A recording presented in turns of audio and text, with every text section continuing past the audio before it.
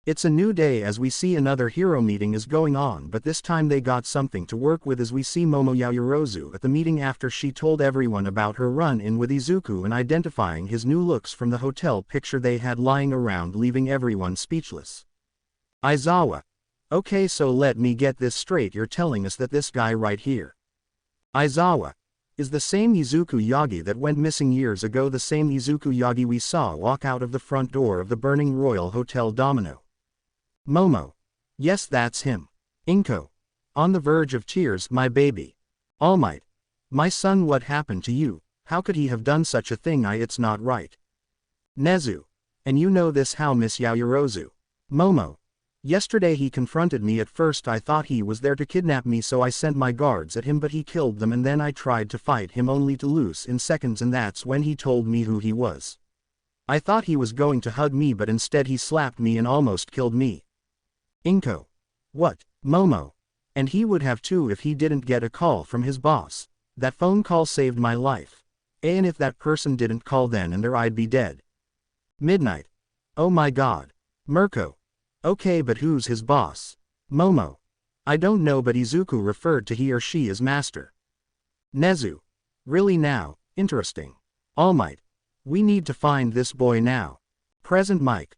Whoa, slow down man, we don't know what he's capable of. Nezu. Mike is right, we need to think rationally about our approach towards Izuku, we don't know what he can do. Aizawa. Do you have any other information, Yaoyorozu? Momo. No. Aizawa. Okay, you're dismissed, head back to class.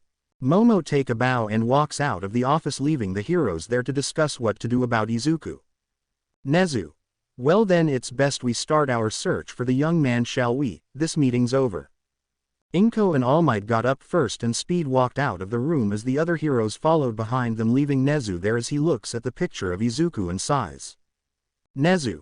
So it seems you've become a vampire, huh, nephew? Glad to see you're doing well under Sir Integra's wings at least. We then cut over to the Hellsing Manor, where we see Izuku and Alucard in separate rooms chilling in the dark, talking on their telephones. Alucard. So you had a little run-in with your past lady friend and you were going to kill her, but I interrupted. Izuku. Not saying you're to blame, master, but yes, that's what happened. Alucard. I see, if I knew earlier I would have called 3 seconds later. Izuku. Glad to know. And then Sir Integra connects in between both of their calls, catching their attention. Integra. Alucard. Izuku, up to my office now. Integra hangs up the phone and looks forward to see Ceres and Toga sitting down already, and then after a few seconds of waiting, Izuku phases through the floorboard along with Alucard. Alucard. My seems the gang's all here. Izuku. What seems to be the problem, Sir Integra? Integra.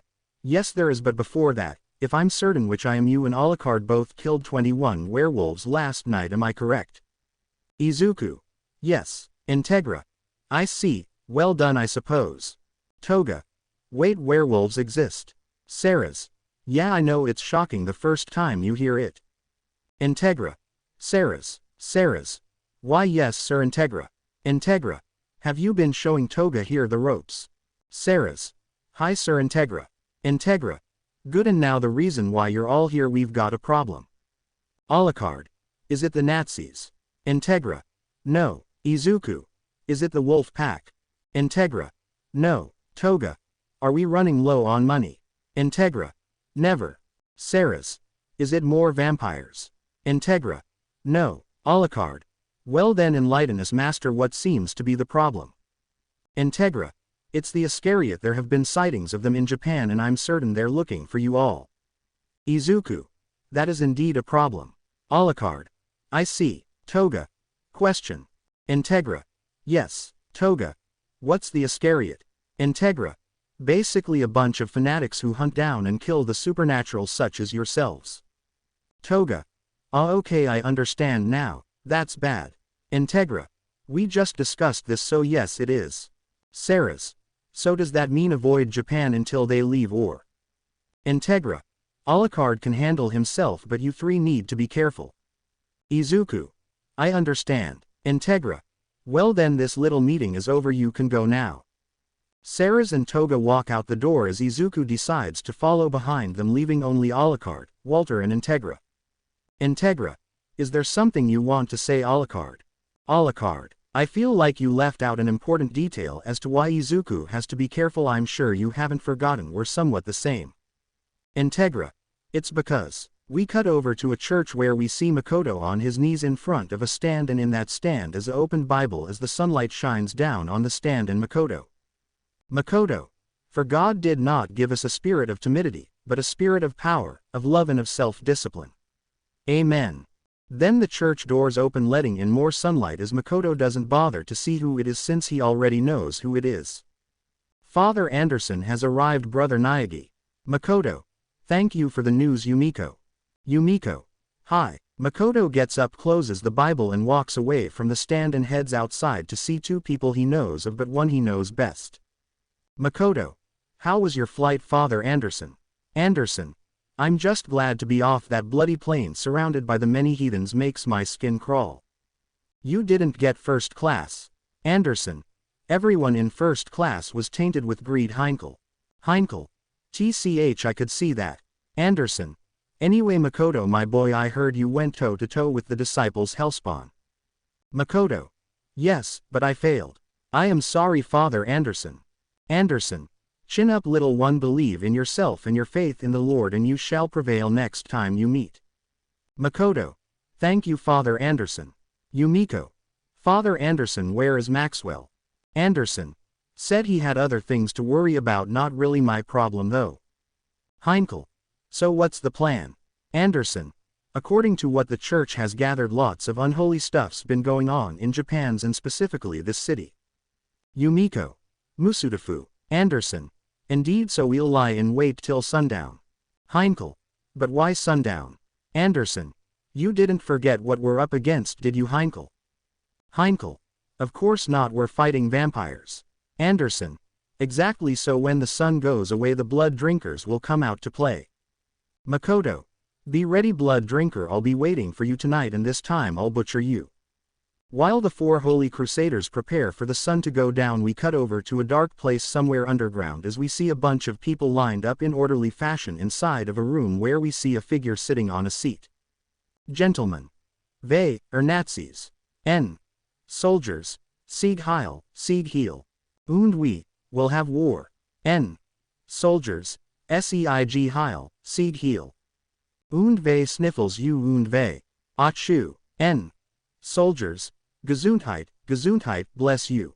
Thank you. One of the other figures next to the figure hands her a lollipop as she takes it. Thank you, Pankraz. Pankraz, the son of the major and the second in command. Pankraz. Of course, dear Sophia. Sophia, the daughter of the major and current leader of the Nazis. Sophia. Now then, does anyone know who killed our Russisk marionette Russian puppets? Pankraz. Scouts came back with these. Pankraz gives Sophia a file as she opens it, seeing photos of Makoto, Izuku, Sarah's and Toga at the mansion. Sophia. The Hellsing organization and the church I should have known from the start. Herr Doktor. Name. Age. 27. Elises. Herr Doktor. Doktor. Ja. Sophia. How goes Project Sleepwalker? Doktor. Sophia. Already not liking where this is going, but please continue. Doktor. We've got more abominations than actually sleepwalkers, ma'am. The Doktor gives Sophia a security tablet as it shows a room full of abominations. Sophia. Can they be tamed? Doktor. Sadly no. Sophia. I see. Well then, just strap bombs to them and use them as ammunition. Doktor. Your genius knows no bounds, ma'am. Sophia. Thank you, Herr Doktor. Also Eleanor. Then suddenly a cyclone of fire suddenly burst forth in the middle of the room and then dies down as Sophia and Pankraz see one of their elites, Eleanor von Wittenberg. Eleanor. You called Miss Major. Sophia. That I did come. Eleanor walked towards Sophia and kneeled down in her presence as Sophia gives Eleanor the file showing her the four individuals. Sophia. Do what you do best and incinerate these pests. Eleanor. It shall be done.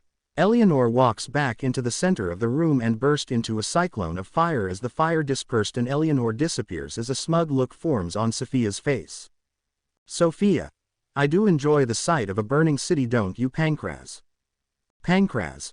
But aren't you color-blind in one of your eyes? Sophia. Don't spoil the moment, lieber Bruder, dear brother. While that's going on, we cut over to a mansion deep in the middle of the woods where we see a meeting going on inside. 21 of my wolves mates dead. Please calm yourself, Hudson. Hudson, the elder of the werewolf clans. Hudson. I'm sorry, but is the pussycat talking to me or am I hearing things? Watch it, Hudson. Don't forget I kicked your ass once in the past. Hudson. That was just stupid, Lucky Javer, and you know it. Javer, the elder of the Tiger clans. Javer. Yeah, sure. Hudson. What, you wanna go again? Javer. Gladly. The two were about to transform into their hybrids forms only to get stopped by another figure. Guys, stop, we're not here to fight each other, we've got bigger problems. Hudson. Yeah, like who killed 21 of my werewolves? Ajani. Ajani, the elder of the Fox clans. Ajani. I'm glad you said that again because one of my lady friends just so happened to see the whole thing go down. Hudson. And she didn't help. Ajani. She's new to the pack, relax, plus she was scared. Hudson. Unacceptable excuses. Ajani. It's not an excuse, Hudson, calm yourself. Anyway, she said she saw that it was 2 vampires who took out your wolves. Hudson. TCH vampires, it's always vampires. Javer. Question, why do vampires and you werewolves always beef with each other? Ajani. Mortal enemies or something, I don't know. Hudson. We need to do something, I need to do something, this can't go unpunished. Ajani. That's where the elites come into play. Javer. I see. Hudson. TCH, I could handle the situation myself. Javer. And you'd most likely get killed, so how about you stop trying to play warrior for once and just let your subordinates do the dirty work for you. Hudson. All werewolves are warriors no matter what rank or branch they come from. If we want something done, we do it ourselves. Javer. And that's why you're always looking for more people to give rabies. Hudson punched Javer, who got pissed and tried to slash Hudson, who grabbed his arm and threw him into the wall and lunges at him as Ajani just sighed. Ajani. Why does this happen every time they meet? The hours pass as the sun goes down and the moon comes up as we see Aizawa on a rooftop searching high and for Izuku. Aizawa. I'm so confused right now, none of this makes sense. The Yagis said Izuku had died years ago, but when you think about it, his body was never found, so maybe they lied, but would they lie about something like that? Groan, what the hell is going on today? Aizawa continues searching around the city as we cut over to Izuku, who's walking down the street with a new pair of round shades on. Izuku. This night will be very interesting. Toga. What makes you say that, Izuku? Izuku. Because Blade Girl. I've got a feeling. Toga. A feeling. Izuku. That tonight's gonna be a good night. Alucard. Agreed. Sarah's. Guys, let's stay focused please, I don't feel safe out here. Izuku. Oh, I'm sure you'll be fine, Sarah's, you're far away from everyone else. The four are scattered across the city looking for any strange activity, but little do they know they're not alone this night as we see Alucard walking down the street minding his own business until a machete flies out of the shadows, but he moves his head out of the way and smiles as he sees Anderson walking out of the shadows in front of him. Alucard. Children all have to call you back, Daddy found himself a Catholic sociopath. Anderson. So the monstrous heathen can procreate. Alucard. Oh no, they're not actually my seed. Well, technically little Izuku does embody my Impaler side of nature, so I guess, but the other two nah. Anderson. So it seems our bloody rivalry passes down to our disciples. Alucard. Now don't tell me you diddle your church kids, Anderson. Anderson blitzes and slices Alucard's lower jaw off and kicks him into a mailbox, then pulls out a holy hand grenade and pulls the pin. Anderson. Enough with the bloody molester jokes. Anderson throws the holy hand grenade at Alucard as it explodes, creating a bright light and afterwards a big explosion, catching everyone's attention. Aizawa. What the hell? Izuku. If there's one Catholic sociopath in the area, then that means. Makoto threw his shovel at Izuku, who dodged out of the way and smirked as Makoto landed and pulled out a sensor flail and starts swinging it around, releasing that debuff smoke in the area affecting Izuku. Izuku. Again with the debuffs. Makoto. This time I'll make sure your demise is absolute. Makoto runs at Izuku, who pulls out his two pistols and starts shooting at Makoto, who rolls out of the way and throws the flail only for Izuku to dodge and look back at Makoto only to get stabbed in the face by his iron claws, but Izuku smiled and kneed Makoto in the gut, then grabbed his face and smashed him into the ground, but Makoto tapped his shoe on the ground, revealing a knife in the bottom of his shoe as he kicked Izuku in the chin, stabbing the blade through his mouth. Izuku. Is this what a murder boner feels like? It's fucking exhilarating. Izuku then picks Makoto up and throws him into the street as Makoto gets hit by a car and rolls across the roof of the car only to land on his feet and rush Izuku, who pulls out 2K7 submachine guns, but before he could start blasting he heard someone. All Might. Detroit smash. Izuku jumps out of the way of All Might's incoming punches. Izuku and Makoto look around to see some pro heroes have arrived. Izuku. And just like that my murder boner is gone. Makoto. Kinda of a mood killer. Inko. Izuku my ba. Izuku. You must have me mixed up with someone else, ma'am. My name is Hawks. Don't bother, kid, we know who you truly are. Izuku. Of course Yaoyorozu couldn't keep my name out her fucking mouth. Kamui Woods. You two are coming with us. Makoto. You dare stand in the way of a holy warrior, heathens, fine. Before anyone could say anything else, a sudden fiery explosion went off in between the two sides, sending the heroes flying, while Izuku and Makoto were sent sliding back as the cyclone of flames died down, revealing Eleanor. Eleanor. Guten Tag, boys. Makoto. Nazis. Izuku. Yep, Nazis. Makoto. Bloody fucking. Eleanor. Musical notes. Nazis. Musical notes. Snaps fingers. The moment Eleanor snapped her fingers, 5 more fire cyclones suddenly burst forth in random parts of the city, releasing her inferno squadrons on the people. The flame troopers start to set everyone in their sights ablaze, not caring who they are or how old they are, they just wanna see things burn as Eleanor gurls, a sadistic smile on her face. Eleanor. Now I will admit, the Americans knew what they were doing when it came to fire. Izuku. Let me guess, the flames get you, moi. Eleanor. The flames make me feel so moset. Izuku. Okay, she's got a fire fetish, you learn something new every day. Makoto. Surrounded by bloody heathens, Makoto pulls out his machete and goes for Izuku's head, but he jumps back as Eleanor snaps her fingers, creating a flaming crossbow as she shoots at Makoto, who dodges and runs at her as Eleanor makes a flaming katana and rushes Makoto. While those two fight it out, we see Izuku about to rush into the fight, only to hear a snarl, and then a dire fox runs out of the shadows and bites into Izuku's arm and tears it off, only for Izuku to grab the dire fox by the back of its neck and throw it into a wall as Izuku aimed his K7 at the fox, only for a tiger and wolf to rush out and lunge at Izuku, who sent 3 shadow dogs at the two, who quickly go human and dodge out of the way, but one of the shadow dogs bit off the tiger's tail. Gah fuck Izuku. Oh, what's wrong, dog? Got your tail. You fucking bitch. Izuku. Sorry, but I'm not your mother, kitty cat. The figure goes into weretiger form and runs at Izuku, going to claw his face off, only for Izuku to flip over the weretiger and unload a bunch of shots into his back, then land as the werewolf goes for a punch, but Izuku dodged and bit into the werewolf's arm and ripped a chunk of flesh off, then spin kicked the werewolf away as the werfox smacks Izuku into a car and rushes him, going in for a bite, but Izuku pulls a 2 sawed-offs and shoots them, blowing to the fox's snout off, sending it flying into the weretiger as Izuku sees the 3 lycanthropes start regenerating. Izuku. My, the beastmen can regenerate? The name's Warren? I'm Finley? And I'm Thea Warren, and I shall be your executioner.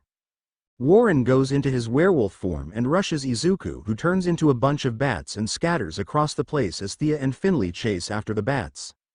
As we cut over to Toga and Ceres, who are fighting against Yumiko and Heinkel on a rooftop, while Aizawa is fighting both sides. Yumiko, or Yumi, now is currently going hit for hit against Toga, both completely enjoying their fight against each other. Yumi. Anata o Chisana Niku no Katamari ni shite Agemasu. I will reduce you into tiny pieces of meat chunks. Toga. I don't know what you said, but I'll say this. Fakuyu.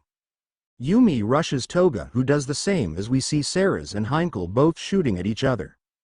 Heinkel. Stand still, bitch. Ceres. Who you calling a bitch? Heinkel. You bitch. Heinkel rapid fires at Ceres, who does the same as bullets flies at the two. Meanwhile Aizawa is on the rooftop in the middle of a gunfight and a sword fight. Aizawa. How in the hell did I get into this mess? We start where we left off as we cut over to Ceres and Toga, who are up against Heinkel and Yumiko aka Yumi, and Aizawa's there too. We see Toga and Yumi on another rooftop trying to slice at one another, but they just keep dodging or blocking each other's attacks as Yumi swings her katana blade only for Toga to block it with her knife and then punch Yumi in the face, only angering her as Yumi balled up her fist and punched Toga right in the face, which only excited her. Toga. Ha ha ha, this is great Yumi. UKUREIJIBITCHI, crazy bitch. Toga. Again FAKKUYU. While Toga and Yumi proceed to try and kill each other, we cut over to Ceres and Heinkel, who've both been shooting at each other for the past 3 minutes as bullets fly across the air. Ceres. Fuck, this guy won't go down, will he? Heinkel. How many bullets does she have? Let's see if she can dodge this. Heinkel pulls out a grenade and throws it as Ceres sees this, and instead of running she shoots it, causing it to explode in the air, surprising Heinkel since he expected her to run off, but in that moment of shock a bullet flew through the air and hit Heinkel in his left ear, tearing it in half. Heinkel. Ga. Heinkel falls to one knee and looks ahead to see Ceres taking aim ready to end his life, so Heinkel clicked his tongue in annoyance and frustration and pulls out the holy book as the pages flew around him and Yumi teleporting the two away somewhere else. Toga. Aw man, I was really having fun with her, Ceres. I think we've got more bigger problems to deal with. Toga. Toga looks around the city to see it's basically just on fire, not entirely, but there's a raging fire somewhere around every corner of the city. Toga. Toasty Ceres. Seriously Toga. What, it's true. So how exactly do we stop this? Ceres. Well, I'm not entirely sure, except just kill all the Nazis. Toga. Sounds like a plan to me. Toga jumped down the side of the building and started running down the side of the building as Ceres sighed and did the same, leaving Aizawa behind, who's glad it's all over. Aizawa. Jesus Christ. I don't think I would have survived that if I decided to intervene. Aizawa gets up and looks around only to see that the city of Musutafu is currently in flames. Aizawa. Good God. What is happening tonight? While Aizawa gets down off the roof to do something to help, we cut over to Izuku, who's fighting against the 3 lycanthropes as Warren goes in for a bite, only for Izuku to put his pistol in Warren's mouth and pull the trigger, blowing the back of his head open. Finley. Damn it, Thea. Of course the wolf goes down first. Finley puts his hand out towards Warren and uses healing magic, reversing the wound and reviving Warren. Warren. What happened? Finley. You died. Warren. I did. Finley. Yep, and I revived you. Izuku. And I call bullshit on that. Izuku pulls out 2 Barrett M82s and shoots at Finley, who side flips out of the way of the incoming bullets as Thea blitzes Izuku and throws a punch, but Izuku blocks the punch and slides away to the side, only for Warren to rush Izuku and try to bite him again, only for Izuku to dodge the bite and shoot Warren again, practically blowing his head off. Izuku. Okay, I'm sure the wolf boy will stay dead this time. Finley uses healing magic again, bringing Warren back to life again as Izuku looks over at Finley and dashes towards him. Izuku. You are a real pain. Izuku tried to rip Finley's heart out, but Thea blitzed over and grabbed Izuku's wrist, then threw him away as Izuku crashes into a wall and looks over to see Makoto and Eleanor fighting. Izuku. So how's it going for you, church boy? Makoto. This bloody fire-loving two-faced whore won't stop summoning flames. Izuku. That sounds like a good time to me. Eleanor. Eruption. Combustion. Let the damned sing. Eleanor raises both her hands up, summoning 4 geysers of flame as a bunch of fire zombies rise out of the flames. Makoto. Oh wow, how fucking fantastic. Izuku. Looks like you're having egrets time, church boy. Makoto. Oh go fuck yourself, ya vampire. Eleanor. Set the world ablaze. The napalm zombies trudge their way forward while the fire demons and flamethrower zombies run forward as Makoto pulls out a lever-action shotgun and a kusarigama. Makoto. By the power invested in me and me alone, I hereby sentence you, hellspawn, to the plains of limbo. Makoto swings his kusarigama and throws it, pulling a fire demon towards him as he puts the shotgun to its chin and pulls the trigger, blowing its face off. He then jumps up and swings his Kusarigama, slicing through napalm demons like butter as they explode on death, which caused any other zombie or demon near them to also explode, sending Eleanor flying back as she lands on the ground and looks at Makoto.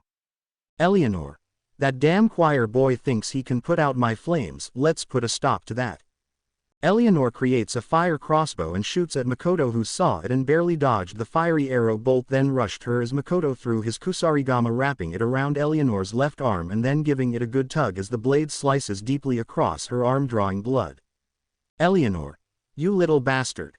Eleanor snaps her fingers, creating a sudden fiery explosion near Makoto, sending him flying back from the shockwave as he crashes into a car, as Eleanor created a flaming cutlass and runs at Makoto, ready to strike him down for good, but Makoto jumps up, does a mid-air backflip and then throws his Kusarigama, stabbing it into the back of Eleanor's shoulder and pulling her forward, and then Makoto shot her 3 times with his lever-action shotgun as Eleanor's falls down to the ground.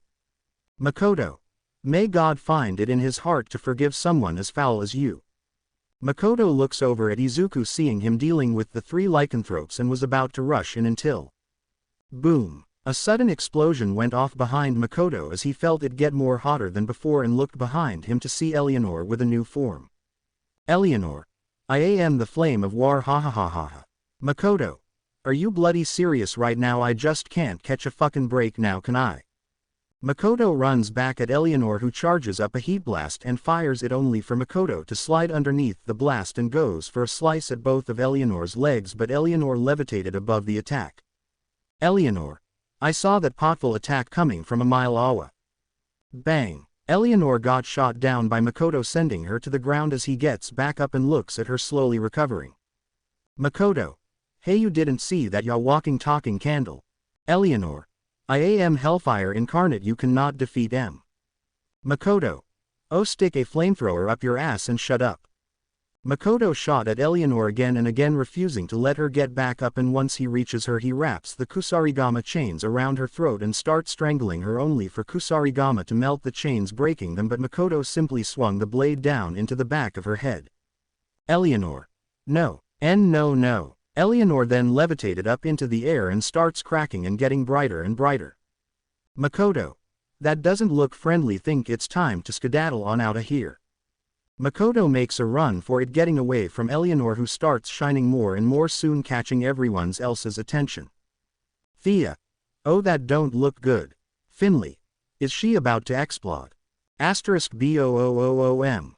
Eleanor exploded into a pool of lava, burning everything and everyone it touches, as Izuku laughed and clapped his hands. Izuku, that's a spicy meatball. Finley, really dude? Izuku, yes really. Thea and Warren, now in their forms, both simultaneously rush Izuku, only for Izuku to kick the two out of the way and rush Finley, who uses his magic as he puts his hand on the ground and conjures up a giant stone fist, sending Izuku flying into the air. Izuku, I know this may look back, but don't worry, not only do I have an idea, but I have a plan. Izuku then plummets down to the ground, becoming a red stain on the street. Thea, is he dead? Finley, I think so, he's not regenerating anymore. Warren, sweet, we did it. Warren then walked over to Izuku's corpse and ripped his arm off and started eating it with no remorse.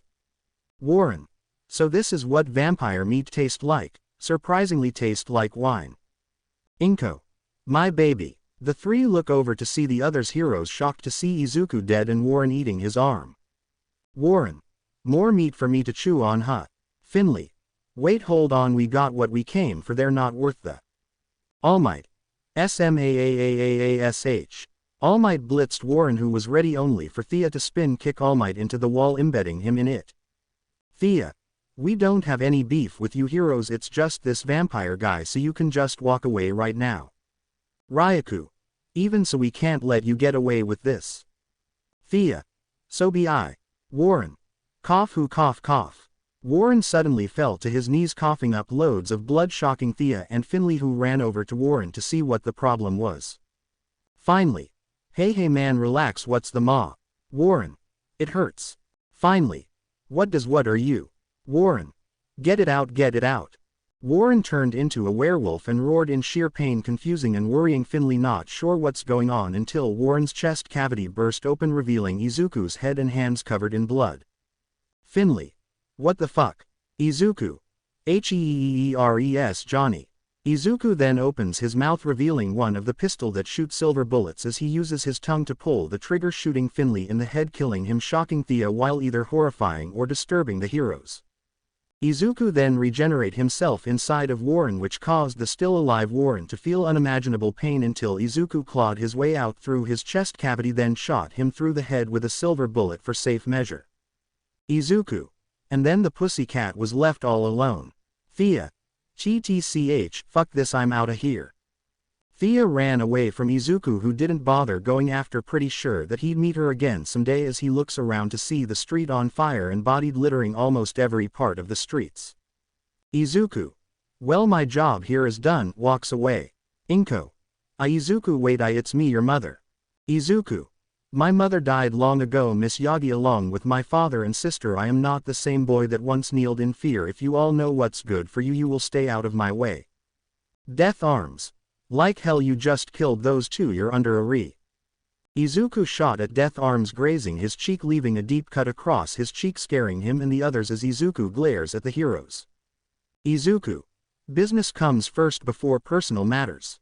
Izuku then turned into a swarm of bats and flew off to take care of the rest of the zombies and Nazis plaguing the streets, leaving the heroes there as they try to follow after Izuku but lose him seconds later.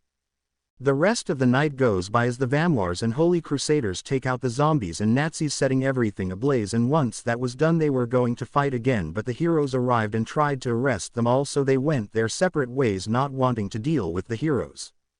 The heroes and firefighters scattered across the city to help anyone still alive and put out the raging fires, which took 3.5 hours to do, and once the flames were out the city was in shambles, hundreds dead, homes burned to ashes, entire neighborhoods gone, all in one night.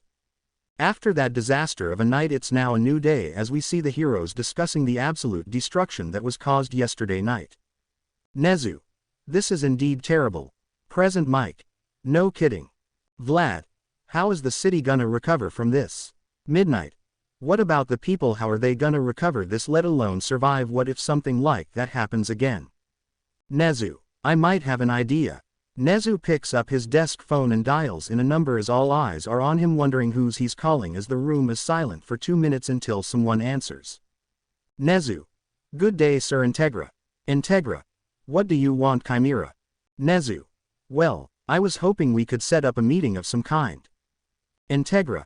I'd have to see if my schedule is clear, but I'm sure I can make it work just between us, right? Nezu. Sure. Integra. Bullshit, what's the catch? Nezu. Sigh, smart as ever, but yes, there's a catch. Integra. What is it? Nezu. Could you and your accomplice come to UA for our meeting? Integra. Elaborate. Nezu. Bring you, Walter, Alucard, anyone else if you'd like. Integra. And, Nezu. Could you please bring Izuku as well? Inko Toshinori. What? Integra. Fine. Nezu. Wonder. Integra. But if anything happens, it's on you, understand? Nezu. Loud and clear. Integra hangs up her phone as Nezu does that same and then sighs. Aizawa. Nezu, what just happened? Nezu. Everyone please be on your best behavior for the sake of yourselves and the others around you. UA staff. Huh. Power loader. What's going on? Present Mike. Yeah, why do we gotta be all behaved? Nezu. It's because the Hellsing Corporation will be coming to UA High School. It's a new day in the city of Musutafu, Japan, as we cut over to UA, where we see everyone in the auditorium, the teachers, the students and hero staff, all in one giant room. Nezu. Thank you all for coming. I'm glad that everyone has arrived on such short notice. Mina. I wonder what's going on. Katsumi. Yeah, what's so important? We all had to be here. I got better things to do. Toru. Chill, Katsumi, we shouldn't be here for too long. These usually take a few minutes. Shoto. Which then escalates into 30 minutes. Aizawa. All of you brats hush. Vlad. Same with my class. Silence. Nezu. Now then, let's start with why you're all here. It's quite simple. UA will be having some very special guest coming soon, and I wish for everyone to be on their best behavior because this is very important, and I mean very, very important. Zero. Someone important like who? Lita. Is it the president of the Hero Commission? Ojiro. Or is it a hero from another state? Sato. Sounds exciting. Suyu. Yeah, Kiro. Nezu. I can't say who will be arriving, but just know they are very important and I wish for none of you to get hurt, so please stay out of their way when they arrive. That goes for everyone here. Students. Huh, Katsuki. What's so important about these extras that we gotta treat them like royalty? Nezu. Well, if you must know so badly, it's a organization that helps in funding this school, in a way. Midnight. Wait, what, they fund us? Present Mike. I had no idea. Nezu. Anyway, I want to keep this short, sweet and simple. When our guests arrive, it's best to not talk to them and let me and the staff do the talking. Everyone else can look but don't speak, and especially don't touch, okay? If that's all, you are all dismissed.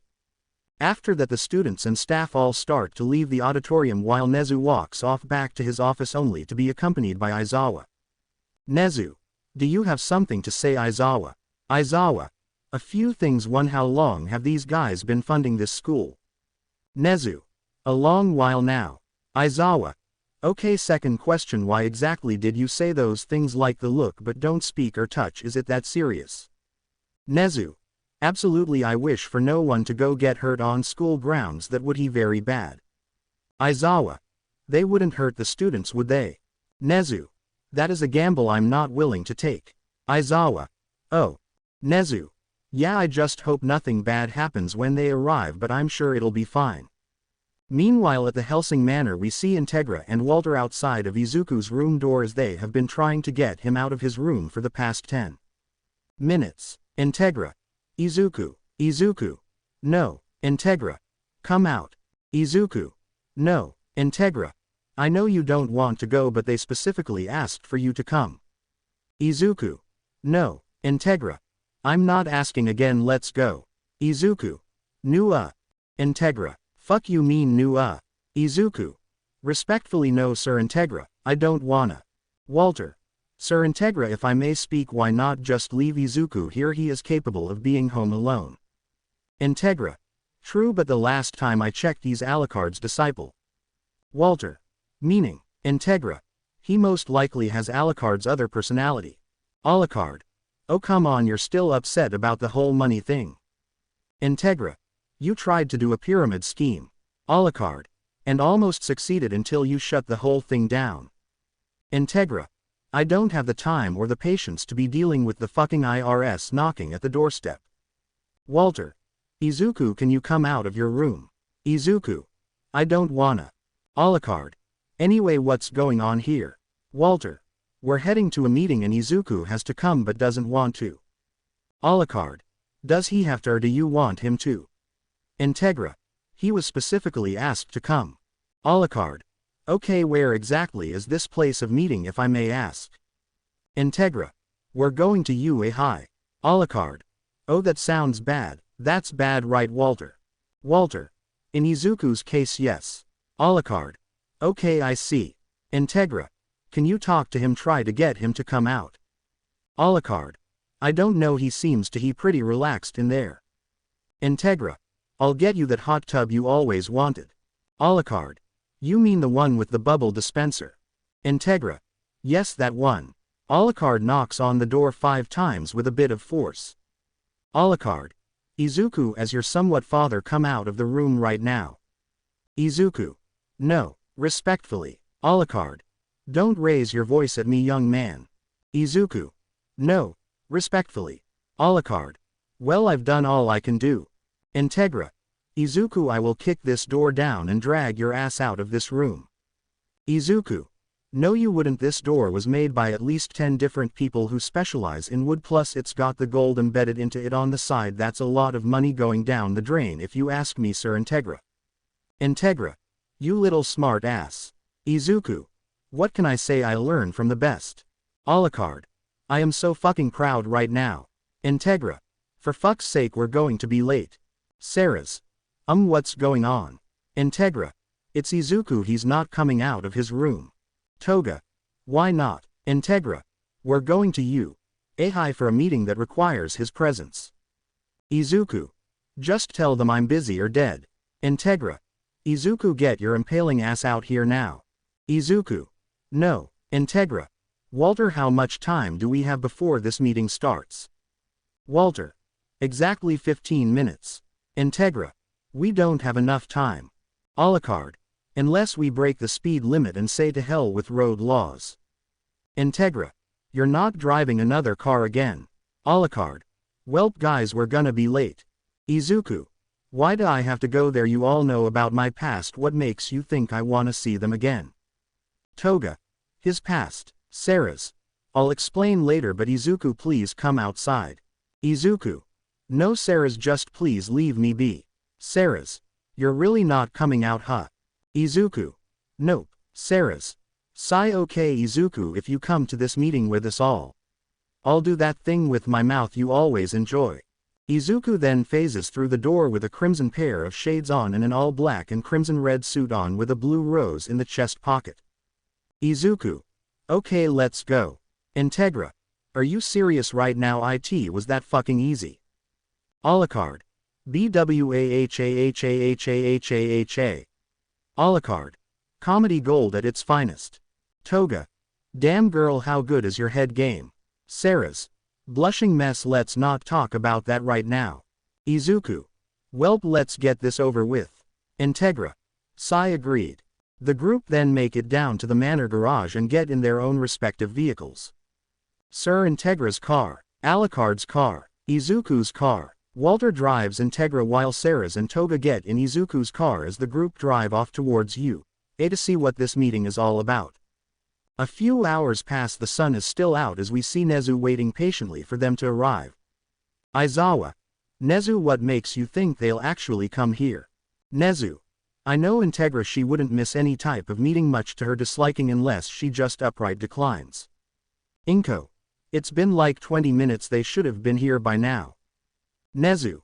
Patience, plus they still have 4 more minutes to get here. Aizawa.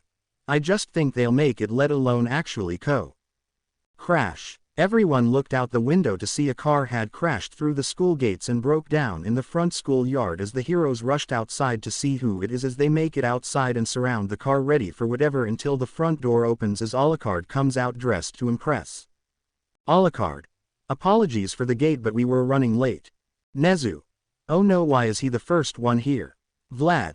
Who are you in? Nezu. Silence, Vlad. Everyone was shocked that Nezu yelled at Vlad while Alucard smirked seeing Vlad shut up. Alucard. Seems you can keep your guard dogs in check, that's good. Hero staff. Guards dogs. Nezu. Hello Alucard. Alucard. Long time no see, Chimera. Nezu. Where are the others? I asked for everyone to be here if I'm not mistaken. Alucard. Oh, they're all in the parking lot. Integra. Damn it Alucard. Then the heroes looked over to see Sir Integra, Walter, Toga and Sarah's. Nezu. Good day Sir Integra. Integra. Likewise, well then let's get this started and over with, shall W. Inko. Hold on, where's Nezu? Inko, please be quiet. Inko. Nezu. Apologies for that, but where is Izuku? Integra. What are you talking about? Where did he go? Sarah's. I have no clue. Integra. What do you mean he was the one driving, right? Toga. Sarah's, where is Izuku? Izuku. Don't say anything. Toga. I dunno. Sarah's. Izuku. Sarah's, please. Sarah's. Fuck, he's hiding in our shadows. Toga. Ha, you snitched first. Then a swarm of bats bursted out of both girls' shadows and flew together and flew around in circles until Izuku reformed himself. Izuku. Okay, you got me. Integra. Izuku, why are you doing all of this nonsense? Izuku. You know why, Sir Integra. Integra. Touché. Sarah's. Sorry Izuku. Izuku. It's fine, I still love you. Sarah's. Cool. Inko. My baby. All Might. My boy. Inko and All Might both ran at Izuku to give him a hug, only for All Might to get shot in the foot, causing him to fall and causing Inko to stop running as the staff looked at Izuku in shock. Izuku. Izuku. Don't you dare come near me. Alucard. Now Izuku, let's try to stay calm, think happy thoughts. Izuku. Breathe in and out, breathe in and out, breathe in and out, breathe in and out. Okay, I'm good. Inko. Izuku, why did you? Izuku. That man is not my father and you are not my mother, plain and simple. Power loader. Wait, what? Aizawa. What's going on? Nezu. This is interesting, long time no see, nephew. Izuku. Indeed it has been quite a while, uncle. Ectoplasm. Wait, Nezu, you know him. Nezu. Of course I am his uncle after all. Izuku. Also, how is Uncle Torino and Auntie Chio? Nezu. They're doing well. Izuku. Wonderful. Integra. I believe we have a meeting to get to. Nezu. Yes, with all the formalities out of the way, let's get started. Hound dog. But what about Almi? Nezu. I said let's get started, shall we? Hound dog. Hi. The staff and Hellsing group walk into the school and head to the principal's office. While walking through the halls, the students and other staff members see the group and look in either awe or surprise as Izuku and Alucard can hear the whispers from each student. Random girl. Why are they? Random boy. Don't know, but they look important. Look, she even has a butler by her side. Random boy. I wonder what's up with those two guys, the tall one and the one with black hair. Random boy. Who cares about those guys? Look at those two fine-looking ladies. Random boy. I dare you to shoot your shot. Random boy. Sayla. Bang. Every student either jumped or fell on their ass as the two boys look at the wall they were leaning on to see a bullet hole right next to where they were standing as they look over at Izuku, seeing him carrying a desert eagle. Izuku. I'm sorry, I thought you dared me to shoot my shot. You were talking to your friend. Random boy. Fearful. Random boy. Currently pissing his pants. Izuku. Again, my fault. Integra. Izuku, that's strike one. Izuku. Apologies, I'll try to keep myself together. Integra. Please do. Nezu. We haven't even gotten to the office. Let's keep going. The staff start speed walking towards the office while the Hellsing group follow behind them, and after walking for 1 minute they see the door to the office. Nezu. Finally, we're here, now we can. Before Nezu could finish his thoughts, he saw Night Eye walk out of one of the side hallways connected to this one. Nezu. Is that Night Eye? It looks like he's talking to Somio. Oh dear God, no. Nezu saw who Night Eye was talking to as both Night Eye and the leader of the Iscariot organization, Enrico Maxwell. Night Eye and Enrico both look over to see the staff, but behind them is the Hellsing organizing, surprising Enrico and Night Eye. Night Eye. Nezu, what are they doing here? Nezu. I should say the same to you. Why is Mr. Maxwell here? Enrico. Well, this is a surprise. The unholy are here as well. Integra. And the fanatical man-child decides to finally makes his appearance. Alucard. Wait, if he's here then that means. Enrico. Anderson. Then the sound of metal colliding was heard, and then footsteps and the words of holiness were spoken. Anderson. Ask of me and I shall give thee the heathen for thine inheritance and the uttermost parts of the earth for thy possession. Makoto. Thou shalt break them with a rod of iron. Takes out iron claws. Thou shalt dash them in pieces like a potter's vessel. Be wise now therefore, O ye kings, be instructed, ye judges of the earth. Serve the Lord with fear and rejoice with trembling. Enrico. Wait, no, all of you stop. Yumi. Kiss the Son lest he be angry and ye perish from the way, when his wrath is kindled but a little. Heinkel. Blessed are all they that put their trust in him. Once the church group got close enough, Alucard, Izuku, Ceres and Toga all drew their weapons as they church group did the same. Alucard. Neither side is backing down from this. Toga. It'll be a bloodbath. Ceres. Never thought I'd. Izuku. Bring it, church boy. Makoto. Hehehehe, you won't. He's so lucky this time, vampire, none of you will. Everyone except Integra and Walter was tense by this sudden situation that's now unfolding in front of them, not wanting to interfere out of fear for their life. Nezu and Night Eye, though there wasn't any way of stopping this from happening, preparing for the worst until. Mr. Sleepyhead, what's going on? Aizawa. Eri, what are you doing here? Eri. I'm hungry, what's going on? Everyone immediately put their weapons away, seeing Eri as they act like old friends in front of her, much to Makoto, Anderson, Yumi and Heinkel's displeasure. Nezu. Oh, thank God for Eri's arrival. Night Eye. That was way too close. Integra. Who is this child? Eri. I'm Eri. Who are all of you? Aizawa. Eri, we're in the middle of something important, come back later on. Eri. Oh, okay. Izuku. Hello little one, wanna see something? Eri. Huh, hero staff. No. Izuku put his hand on his pocket as Makoto went for his blade along with Yumi and Heinkel while Aizawa and the others were about to tackle Izuku to the ground only for Izuku to pull out a small fruit bat. Eri. What's that? Izuku. It's a fruit bat, I found him when I was in Brazil, they like to eat only fruit, go ahead, you can pet him, he won't hurt you. Eri was intrigued as she walks over and grabs the fruit bat that firmly sticks onto her arm. Eri. So fluffy. Izuku. Hey, yeah, he is pretty fluffy. Eri. Can I keep him? Izuku. Of course little one. Eri. Yay. Eri hugged Izuku, definitely surprising everyone as a warm smile slowly appeared on Izuku's face. Eri. Thank you, Mr. Izuku. You're welcome little one. Midnight. Come on Eri, let's go find you something to eat, yeah. Eri. Okay. Eri and Midnight walk off as Izuku gets back up and looks at everyone, seeing their shocked of surprised faces. Izuku. You didn't see anything. Makoto. Seems the vampire does have a heart after all. Izuku. I'm not like the others. Makoto.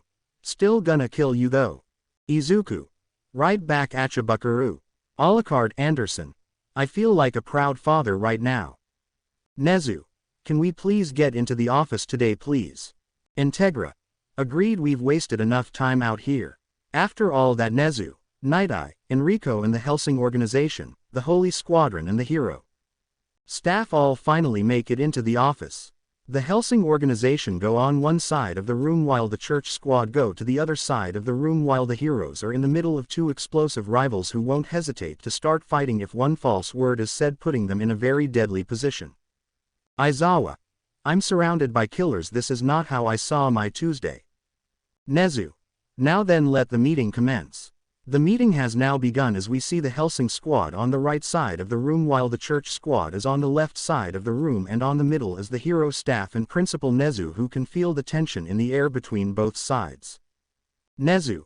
Let's make this as quick as possible. Alright, now then everyone, let us start this meeting off with the Hellsing organization. Integra. What do you wanna ask? Nezu. Well, for starters, what was all that yesterday? Integra. I don't know if I can spill that information with such incompetent individuals in the room with us. All Might. Incompetent. Integra. Yes, meaning I'm sure some of you in this room don't know how to keep your mouth shut. Nezu. I see, that's fair I guess. Now on to the next question, where did you find my nephew Izuku? Integra. Alucard can explain that. Alucard. Well, in simple terms, the kid was on the very thin line between life and death. I saw the desperation and determination in his eyes. I turned him into a Nosferatu. Midnight. What the hell is that? Alucard. It's another way of saying vampire.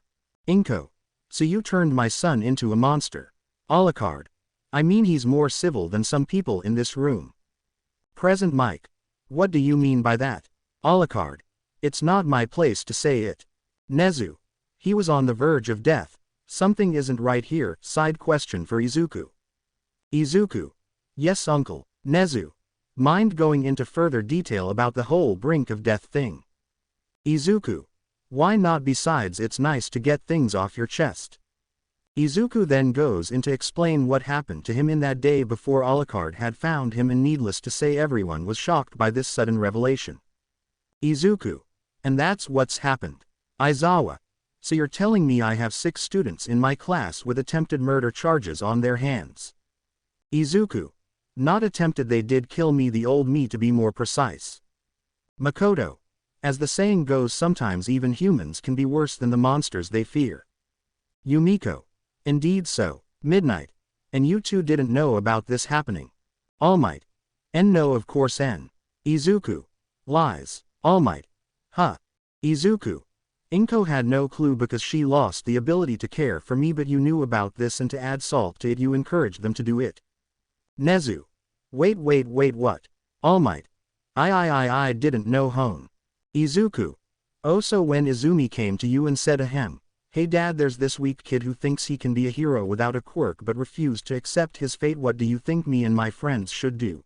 You said, how about try knocking some sense into the young fool? I don't know if you meant that literally or figuratively, but they did more than knock some sense into me. All Might. My son please. Izuku. I don't wanna fucking hear it Toshinori, your son died all those months ago and it's mostly your fault. Breaths in and out. Sarah's. Feel any better Izuku? Izuku. Surprisingly a lot better actually. All Might stayed silent, feeling the gazes on him from the staff, Integra, Walter, Alucard, Toga and most of the church squad, while Inko just silently cried for realizing how she's never been in Izuku's life after the quirk checkup. Nezu. That was a lot to take in, but there is one more thing I want to ask, then we'll switch our attention to the others in the room. Izuku, would you like to join you? As a student? Izuku. Respectfully uncle, absolutely not. Nezu. Okay then what about as the school's security? Izuku. This is a hero school, right? Nezu. Yes. Izuku. Why does it need security if the teachers are the security? Toga. He has a point. Nezu. Well, Sarah's. Also, doesn't this school have security robots on standby? Toga. Oh yeah it does. Izuku. The way I see it, this place is already secured well. Alucard. Plus you got this giant buff failure of a father figure too. All Might. What, Alucard? You heard me. Nezu. Now you two let's just calm down. So Izuku, is your choice final? Izuku. Yes, I'm positive in my choice. Nezu. Okay then, now let's switch over to you holy individuals. Let's start off by saying, why did Might I ask for your arrival? Enrico. He never did say why over the phone, he just asked for us to be here. Night Eye. And the reason I asked for you to come is because I wanted to ask if you don't mind lending you the best your Iscariot organization has to offer. Enrico. I see. Well, currently our second best is an apprentice to the organization's first. Night Eye. Meaning, Enrico. Nayagi, Yumiko, Heinkel. Yumiko, Heinkel, Makoto. Walks up next to Enrico. Yes. Enrico. These three are all second best behind Anderson. Night Eye. You wouldn't mind giving a demonstration now, would you? The moment Night Eye said that, Makoto took out dual machetes, Yumiko took out her katana blade and Heinkel took out his guns, which caused Toga, Sarah's and Izuku to take out their weapons, which immediately increased tension in the room. Nezu. No wait, stop, not in here, we have a fake city for stuff like this. Izuku. Well then, to the fake city we go. Makoto. Hee, this'll be a glorious day to kill an unholy monster like yourself. Toga. Fuck the fake city, we can go right now. Yumiko. Seikakuna ito ryoden de kimi ot surdasu yo, I'll take you out with one precise cut. Heinkel. I'll properly blow that blonde head of yours off. Sarah's. This time I won't miss that forehead of yours. Heinkel. Verdamte slam, fucking bitch. Heinkel was about to pull the trigger, so was Sarah's as everyone ducked, but before shit could hit the fan there was a knock at the door, catching everyone's attention. Night Eye. Who could that be? Nezu. Oh thank goodness, that was close. Integra. Walter, could you? Walter. Of course sir. Integ. Izuku. Wait, Walter. Izuku. I think I know who's behind that door. Izuku walks up to the office door and grabs the handle, but the moment he did, boom. The door suddenly exploded as Izuku was sent flying with his chest cavity open and charred as he lands in the middle of the table for everyone to see, causing Inko to scream in horror. Katsuki. Dekuuu. Izuku. Great, the fucking chihuahua has arrived. Izuku healed himself and rose back up on his feet to see Katsuki, Katsumi, Shoto, Shoka, Izumi and finally Momo. Izuku. Never mind, the whole dumbass squad is here. Izumi. Is that really you, oh Oni-chan? Izuku. I thought Miss Yaoyorozu told you already your little brother Izuku Yagi died. Katsumi. Bullshit, we know it's you, I-chan. Shoka. Don't lie to us, we know who you really are. Izuku. Wanna know something great that I learned? Shoto. What? Izuku. You see, my father was a great man. All Might. Me. Izuku. No, not you, my original father Hisashi Midoriya. When Izuku said that, Inko's heart sunk and skipped a beat, remembering her first husband Hisashi. Izuku. You see, Hisashi was known as the number 6 hero salamander. He was a great man, I was told, until the day he died. I guess I was still a baby at the time. Katsuki. The hell are you on about, Deku? Izuku. Basically I'm not related to you Izumi. Izumi. But you're my brother. Izuku. I never was your little brother and I damn sure never will be. Izumi. But. Izuku. If you know what's good for you then you will. Katsumi. Screw that, we're getting married and you are gonna like it. Momo. Same here. Sarah's Toga. Like hell he is. Sarah's hugs Izuku from behind while Toga pulls out a ball and chain and swings it around ready to hit somebody. Sarah's. Izuku is mine. Toga. Yeah you whack ass hose. Momo. Who the fuck is this bitch? Izuku. Watch your mouth. Momo stepped back a bit, heading the deep fear-mongering tone in Izuku's voice. Izuku. And to answer your question, this is my girlfriend Sarah's Victoria. Katsumi. No, I am your girlfriend, not this slew.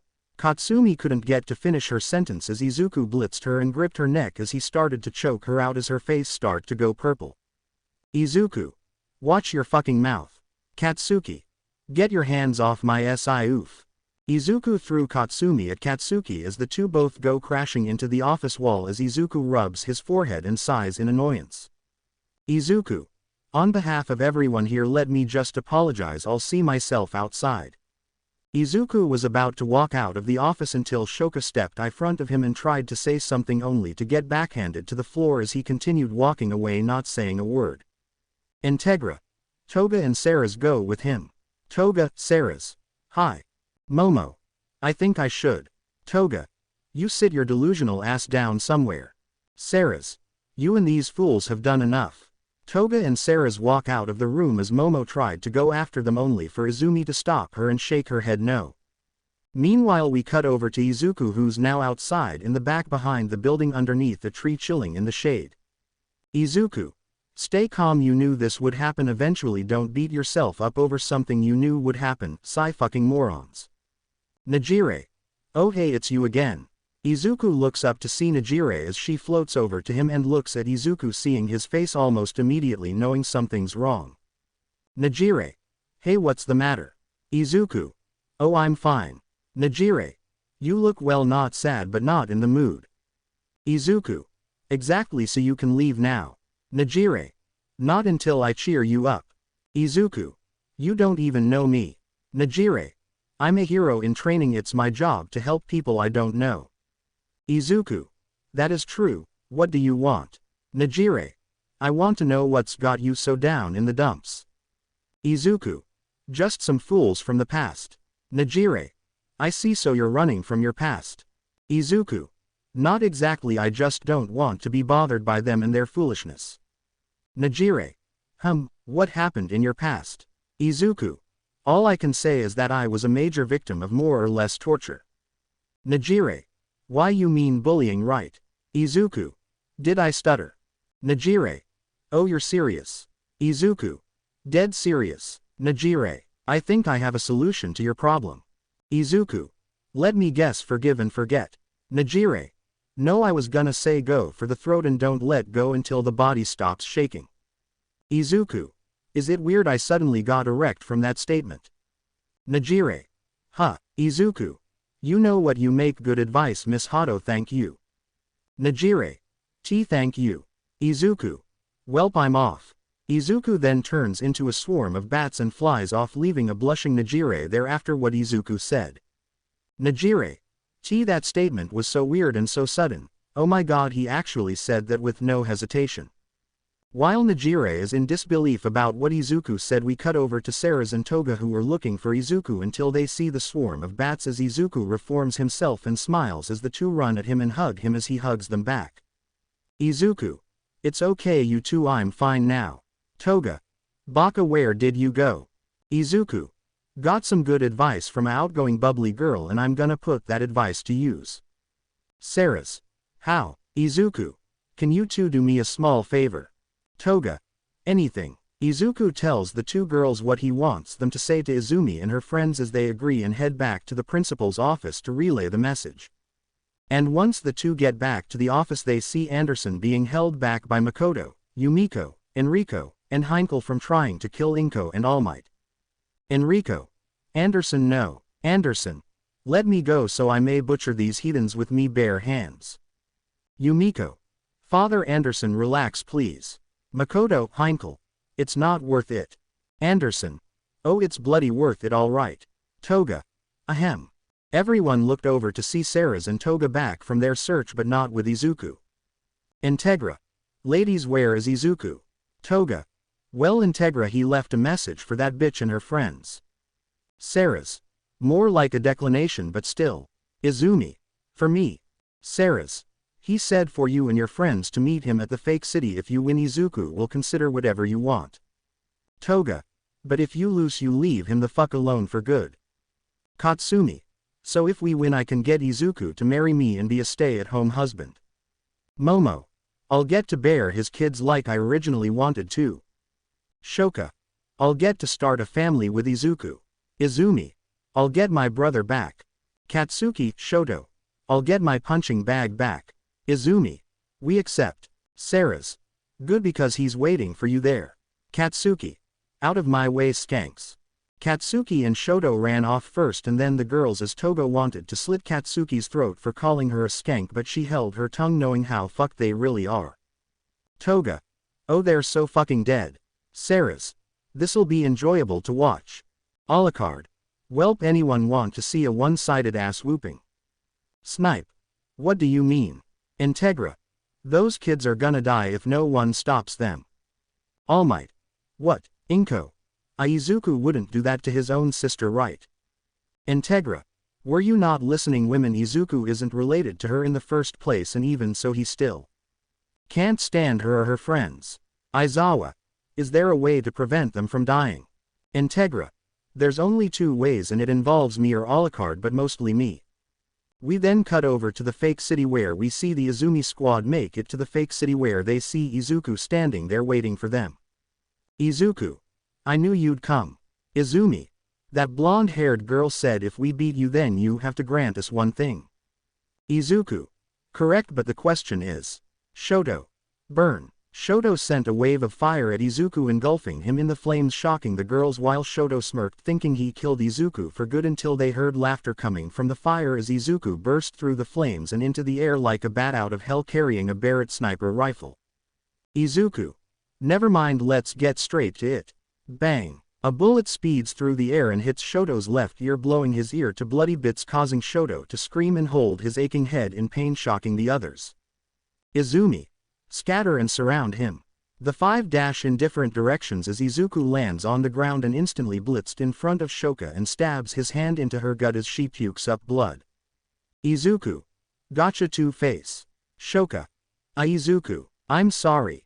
Shoka hit the ground, not dead but unconscious, as Shoto sees this and is pissed as he tries to do something only for Izuku to blitz in front of him and stomp on the back of his head, breaking his nose, knocking some front teeth out and knocking Shoto unconscious as Izuku locked Shoto up by the hair and saw his busted up face.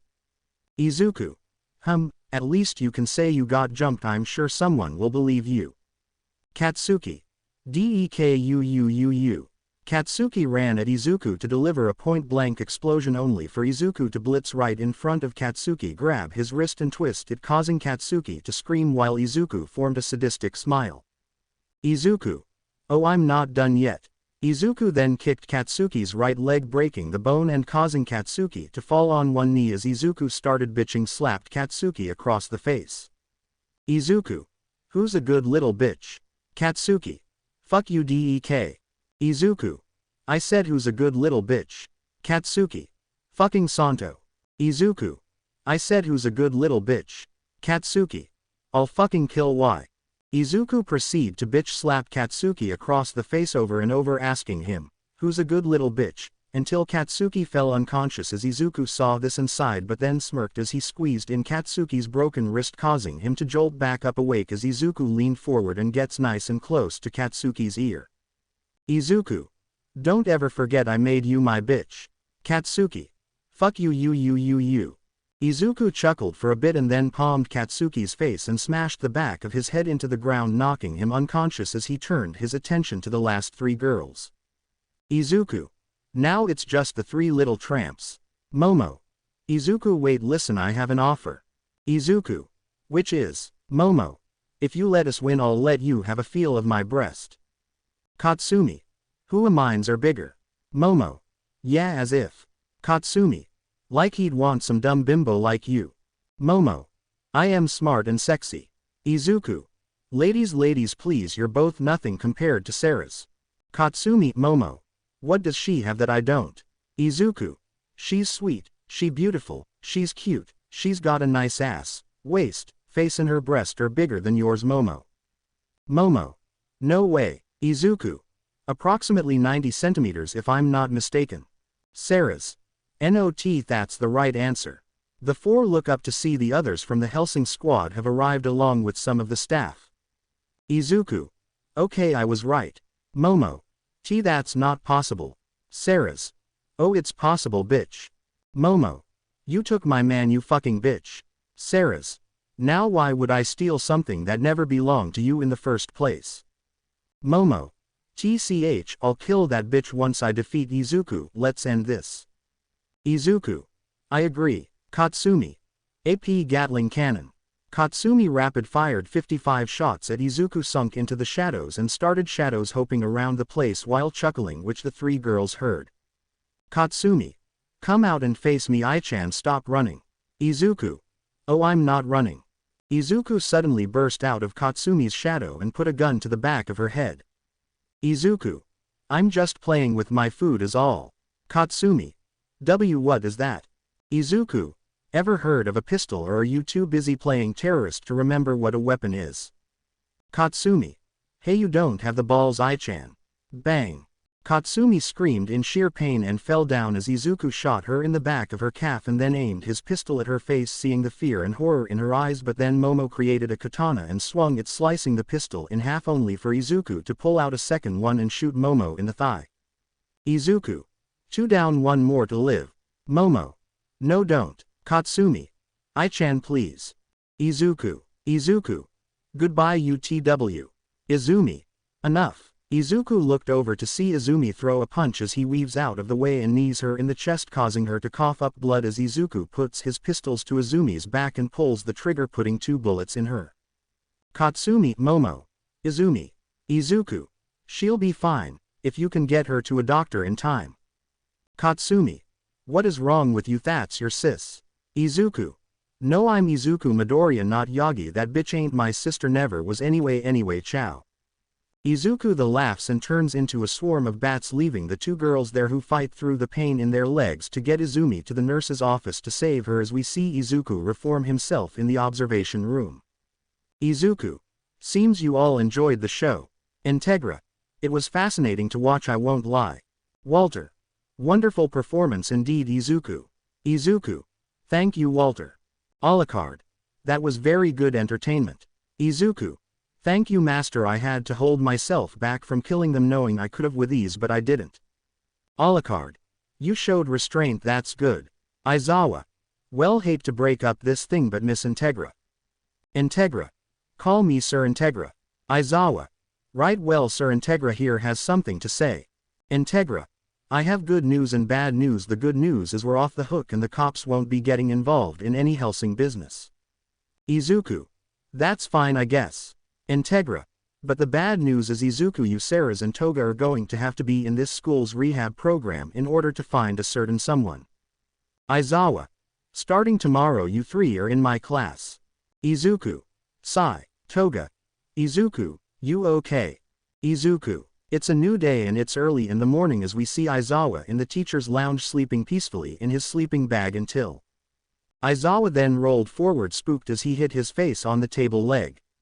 Aizawa. Ow, what the hell? Izuku. Wakey Mr. Sleep Deprivation. Aizawa looks over to see Izuku looking down at him with a smirk on his face. Aizawa. It's your first day and you're already on my bad side. Izuku. Let's get one thing straight, the longer I'm here the more I'm going to make it everyone's problem. Aizawa. I'll keep that in mind. Izuku. Glad we're on the same page now, get up. Aizawa. Class doesn't even start yet, I've got at least 40 more minutes of sleep. Izuku. I see, well then I'll leave you to your sleep, but can you tell me something? Aizawa. What is it? Izuku. Does this smell like chloroform to you? Aizawa.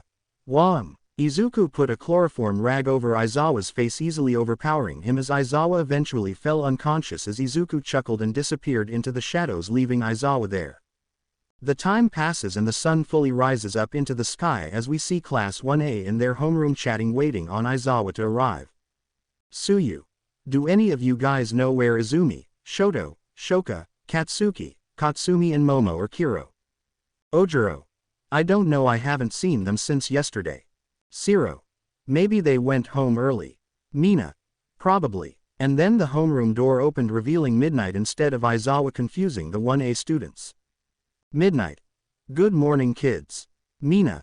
Miss Midnight Sensei, why are you here? Where's Aizawa Sensei? Midnight.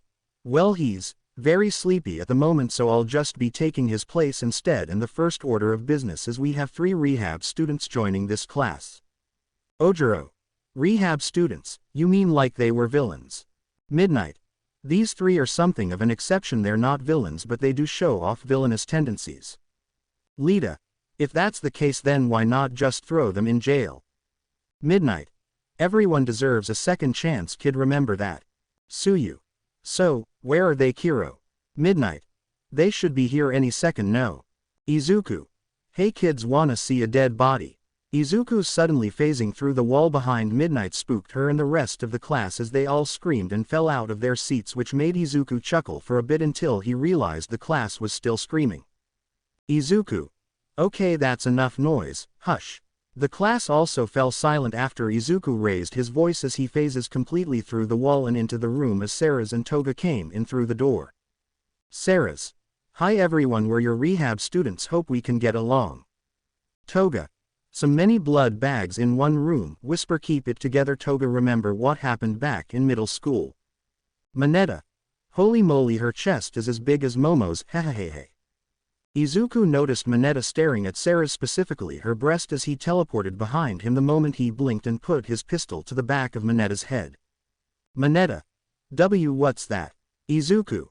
A gun. Now listen here, you little purple shit stain, if you value your miserable life, then when I start this countdown you better start running. Mineta. Wah. Izuku. 10, 9, 8. Lita. Recryobur. Izuku grabbed Lita's leg and sunk his claws into his thigh, then smashed him into the ground, then looked back at Mineta, who's still standing there. Izuku. 7.6.5. Denki. Why, you're not actually gonna shoot him? Bang. A bullet grazes Denki's cheek, causing him to fall to his knees as he and the rest of the class start to get evoked in fear. Izuku. 4, 3, 2. Mineta. Okay, I am gone. Mineta made a run for it towards the door as Izuku sent a shot at him, almost hitting him, causing Mineta to piss his pants and fall down to the floor in shock. Izuku. Hey, neat. Sarah's. Izuku, please can you show a little bit of class, just a little bit? Izuku. So no acting an ass. Sarah's. I mean, you still can just do it with some class. Izuku. Got you. Izuku kisses Sarah's on the cheek, making her blush as Izuku looks at the scared Class 1A. Izuku. Alright, all of you boys and girls, let me properly introduce myself. I'm Izuku, this is Sarah's, and that's Toga. Hagakuri. Question, is she okay? Hagakuri points at Toga, who's shaking and drooling as her eyes shine a faint crimson from time to time. Izuku. She's fine, don't worry, she won't bite. Shoji. Are you sure? Izuku. Positive. Toga. I want blood, I crave slaughter, I demand bloody gushing hearts served to me on a platter. Don't worry everyone, I'm totally normal. Sato. Yeah, sure. Midnight. Anyway class, now that introductions are over, let's get class started. Midnight gets herself back together and begins teaching the class while the 3 stay in the corner of the room and wait until class is done, and after 23 minutes the bell rings as Class 1A all head to the cafeteria to eat, leaving Midnight, Izuku, Sarah's and Toga. Midnight. Aren't you 3 gonna go eat? Sarah's. No thanks, we're fine. Midnight. Okay then. Also why are you 3 here? I wasn't properly notified. Toga. It's none of your business. Izuku. There may or may not be a crazed vampire or a Nazi spy in UA, one of the two. Toga. Never mind, now you know. Midnight. Wait, what? Sarah's. Yeah, that's why we're here and we won't be going anywhere until we find out which it is. Izuku. As much as I don't want to be here, business comes first before personal matters. Midnight. Wait, why are you telling me this? Izuku. You asked and I simply answered, also because I trust you can keep a secret, Miss Dominatrix. Midnight. It's Miss Midnight. Izuku. Your hero outfit says otherwise. Anyway, bye. The three walk off out of the classroom, leaving Midnight there as she sighs and clenches her fist. Midnight. Damn kid, how did he know I'm into that sort of thing? Fuck. While Midnight deals with her problems, we see the three walking down the hallway talking. Toga. Okay, any specific people on the suspension radar? Sarah's. Toga, we just got here, we at least have to search around the place. Izuku. True, but what about that guy? The two look over to see a blonde guy walking towards them with a smile on his face as both boys and girls talk about him, saying he's so cool or handsome as the guy walks past the three nonchalantly. Sarah's. Seems normal to me. Izuku. Nah, he's a bit too good to be true. Sarah's. What do you mean? Izuku. Sarah's, this is high school, everyone talks shit about someone. Sarah's. What does that have to do with him? Toga. No. He's got a point. Sarah's. I'm confused. Izuku. Look and listen over there. Sarah's looks over to see some girls talking as she uses her enhanced hearing to eavesdrop on the conversation. Random. Oh my god, Lauren is such a bitch. Random. I know, right? She thinks she's so cute, she's not even that fucking pretty. Random. Exactly, all that makeup on her face, you'd mistake her for a blow-up doll. The girls giggle a bit as the girl named Lauren walks out of the bathroom and greets the three girls who were just talking shit, shocking Sarah's. Then Izuku points over at some boys as Sarah's hears their conversation. Random. Guys, out of all the hero course students, who's most likely to get expelled? Random. Katsuki Bakugo. Random. Katsuki Bakugo. Random. Definitely Katsuki Bakugo. Random. Really? Not Shinso. Random. Bro, Shinso is the chillest guy you'll ever meet in the hero course. Monoma talks shit about everyone. Katsumi is loud. Kirishima is annoying and random. Wait, what's wrong with Kirishima? Random. Oh, let's see. He's always saying manly this, manly that, manly man with a hat. Like, bro, if you're gay, just say that. Random. Okay, but that doesn't make him gay. Random.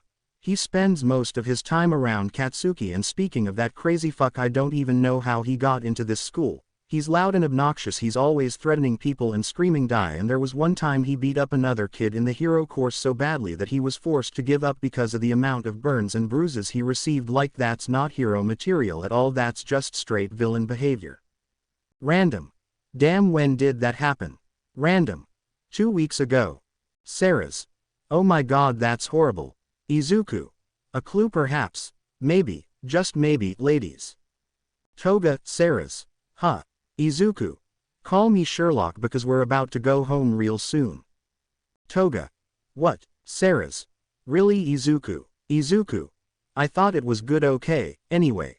Izuku walks over to the three students who were talking shit and decides to gather more intel as Toga and Sarah's stick together to find anyone suspicious. Meanwhile, in the cafeteria, we see Class 1A chatting amongst themselves about the three new rehab students until Katsuki, Shoto, Shoka, Izumi and Momo walk into the cafeteria as everyone sees how damaged they are, surprising Class 1A. Denki. Whoa, what happened to you guys? Shoto. I don't wanna talk about it. Kirishima. You good, Baku bro? Katsuki. Fuck off, shitty hair. Mina. What happened to you guys? Who did this to you? Izumi. Oh, it's Ao and nothing to worry about. Jiro. Bullshit, look at you guys, you look like shit. Katsumi. What did you say, bitch? Jiro. Hey, I'm just saying. Katsumi. TCH. Hagakuri. By the way, you guys, we have 3 new rehab students in our class. Shoka. Rehab students. Uraraka. Yeah, 2 are girls. Mina. And then there's that one boy we met at the cafe. Katsumi.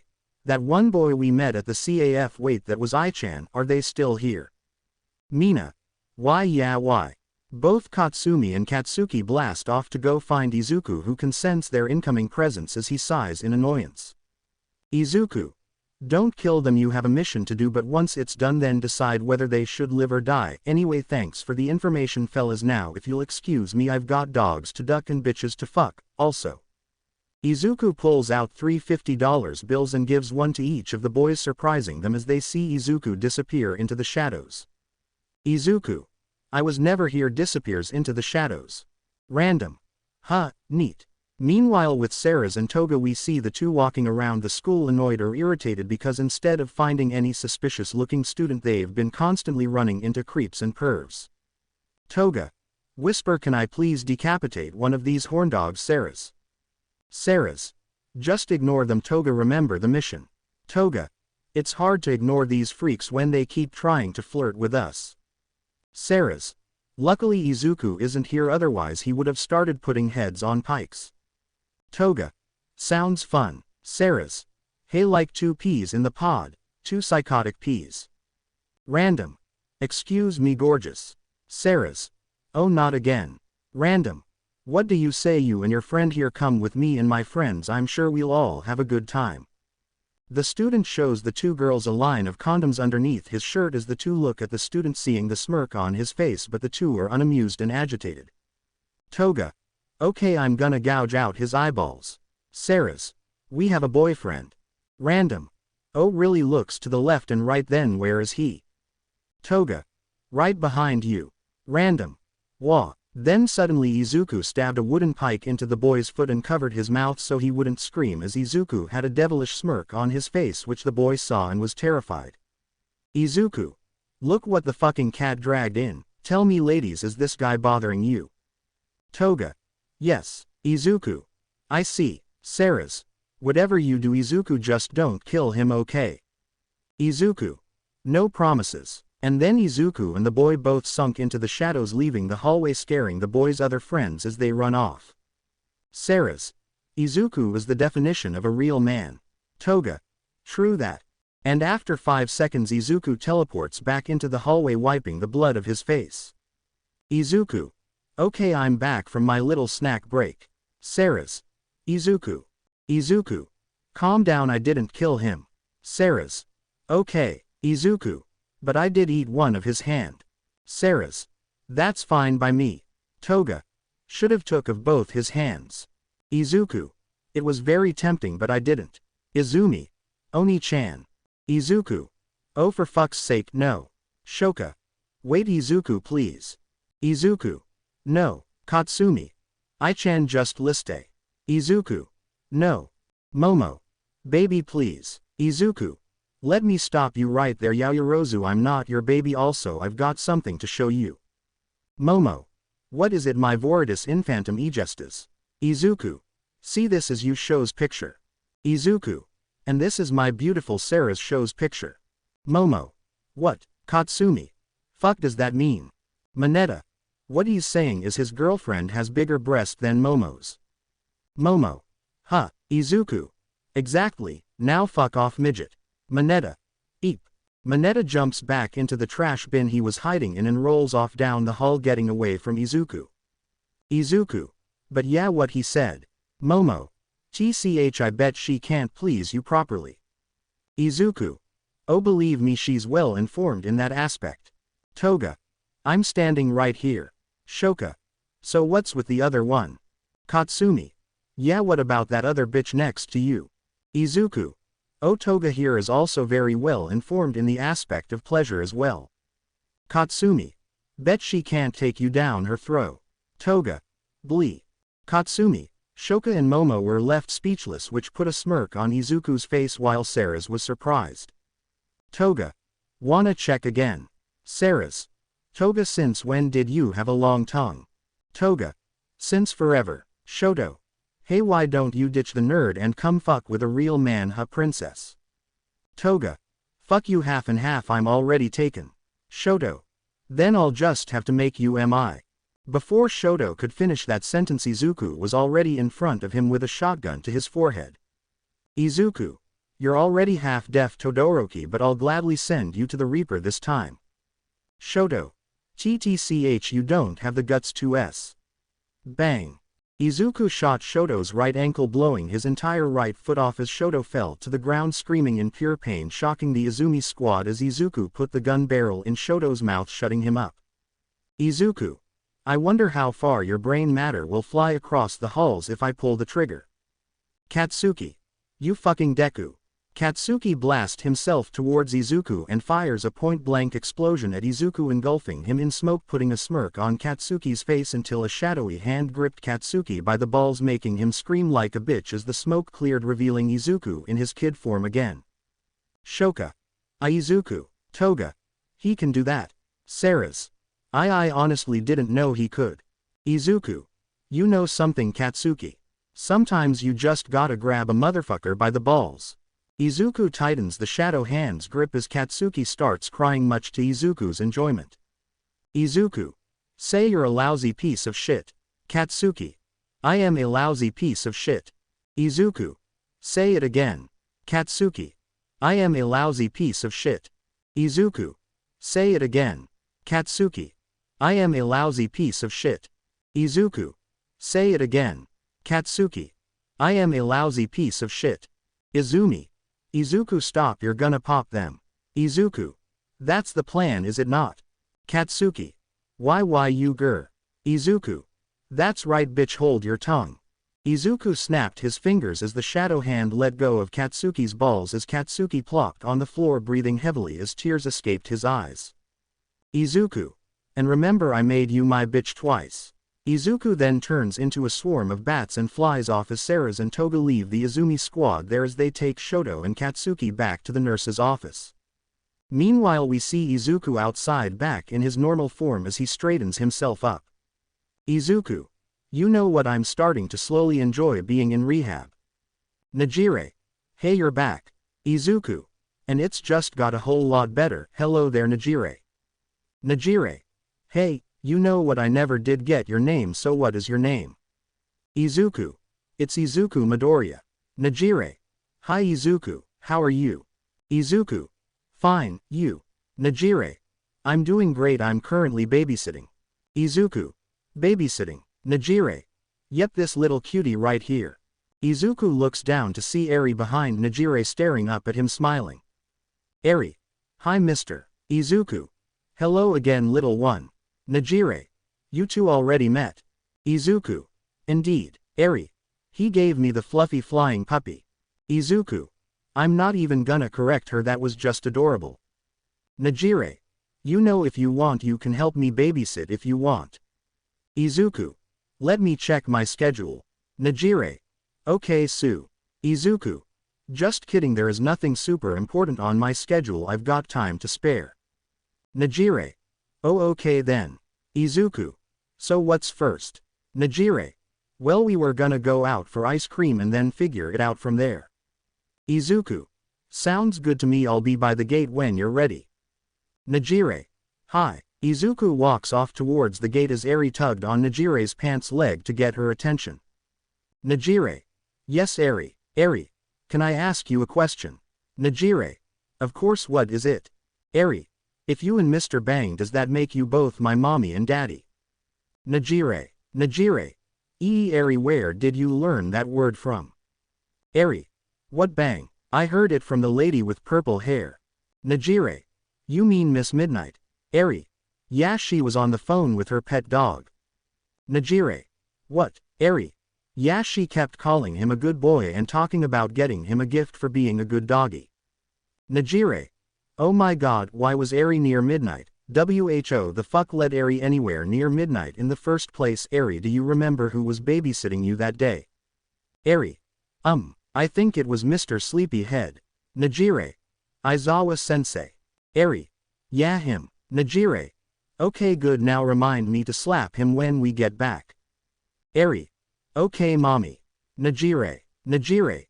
Eri, we're not even dating. Eri. Not yet. We see Izuku, Najire and Eri all out in the city of Musudafu looking for a good ice cream spot to go to. Najire. So Izuku, right? Izuku. Yes. Najire. What class are you in? What's your quirk? Why to have on that hat? Where did you get those shades from? Also, you have a nice outfit on. One more thing, do you? Izuku. Najire, please, one at a time. Najire. Oops, my bad. Eri. She can talk really fast sometimes. Izuku. I see, little one. Eri. My name's Eri, mister. Izuku. Eri. I'll remember it. By the way, my name's Izuku Midoriya. Eri. Izu. Ku, am I? Dori. Ya. Izuku. Yep, that's right. Eri. Yay. Najire. He seems you two are getting along just fine. Izuku. Indeed we are. Eri. Mama, look. Izuku. Mama. Najire. Eri. Najire blushes and looks over at where Eri is pointing as she sees an ice cream parlor they can go to as she suddenly runs across the street, shocking Izuku and Najire. Eri. Let's go there. Najire. Eri, wait. The sound of a car horn went off as Eri looked over, seeing a speeding truck surprising her as she closes her eyes, scared. After a few seconds of silence, Eri opened her eyes, seeing darkness at first confusing her, but then light shined out from the darkness as she sees Izuku looking at her upside down with a smile on his face. Izuku. Now Eri running across the street like that is no good. You could have gotten hurt and you scared Najire. Eri. I'm sorry. I was excited. Izuku. It's fine, you're not hurt and that's all that matters. Najire. Eri, are you okay? Eri. Hi, I'm okay. Najire. Good. Also, Izuku, are you okay? Izuku. Of course, why do you ask? Najire. Well, Najire sees Izuku had used himself as a shield which worked against the car as when it crashed into Izuku, who stood perfectly still, not moving an inch, but the driver on the other hand was sent flying out through the car's front window as he skid his face across the road, leaving a bloody trail behind. Najire. You've got something in your head. Izuku. Oh, you mean this? Izuku pulls out the car's hood ornament that was lodged into the side of his head as he starts regenerating with ease. Izuku. I'll be fine. Now then, let's get some ice cream, shall we? Eri. Yes. Najire. Oh, okay. Izuku. Eri, hold your mama's hand from now on, okay? Najire. Not you too, Izuku. Eri. Okay, Papa. Izuku was definitely surprised by this as Najire was on the verge of fainting from the amount she's currently blushing, and then on instinct Izuku picked up Eri and held her close, then firmly grabbed Najire's hand, causing her to blush harder as Izuku walked forward towards the ice cream parlor. Izuku.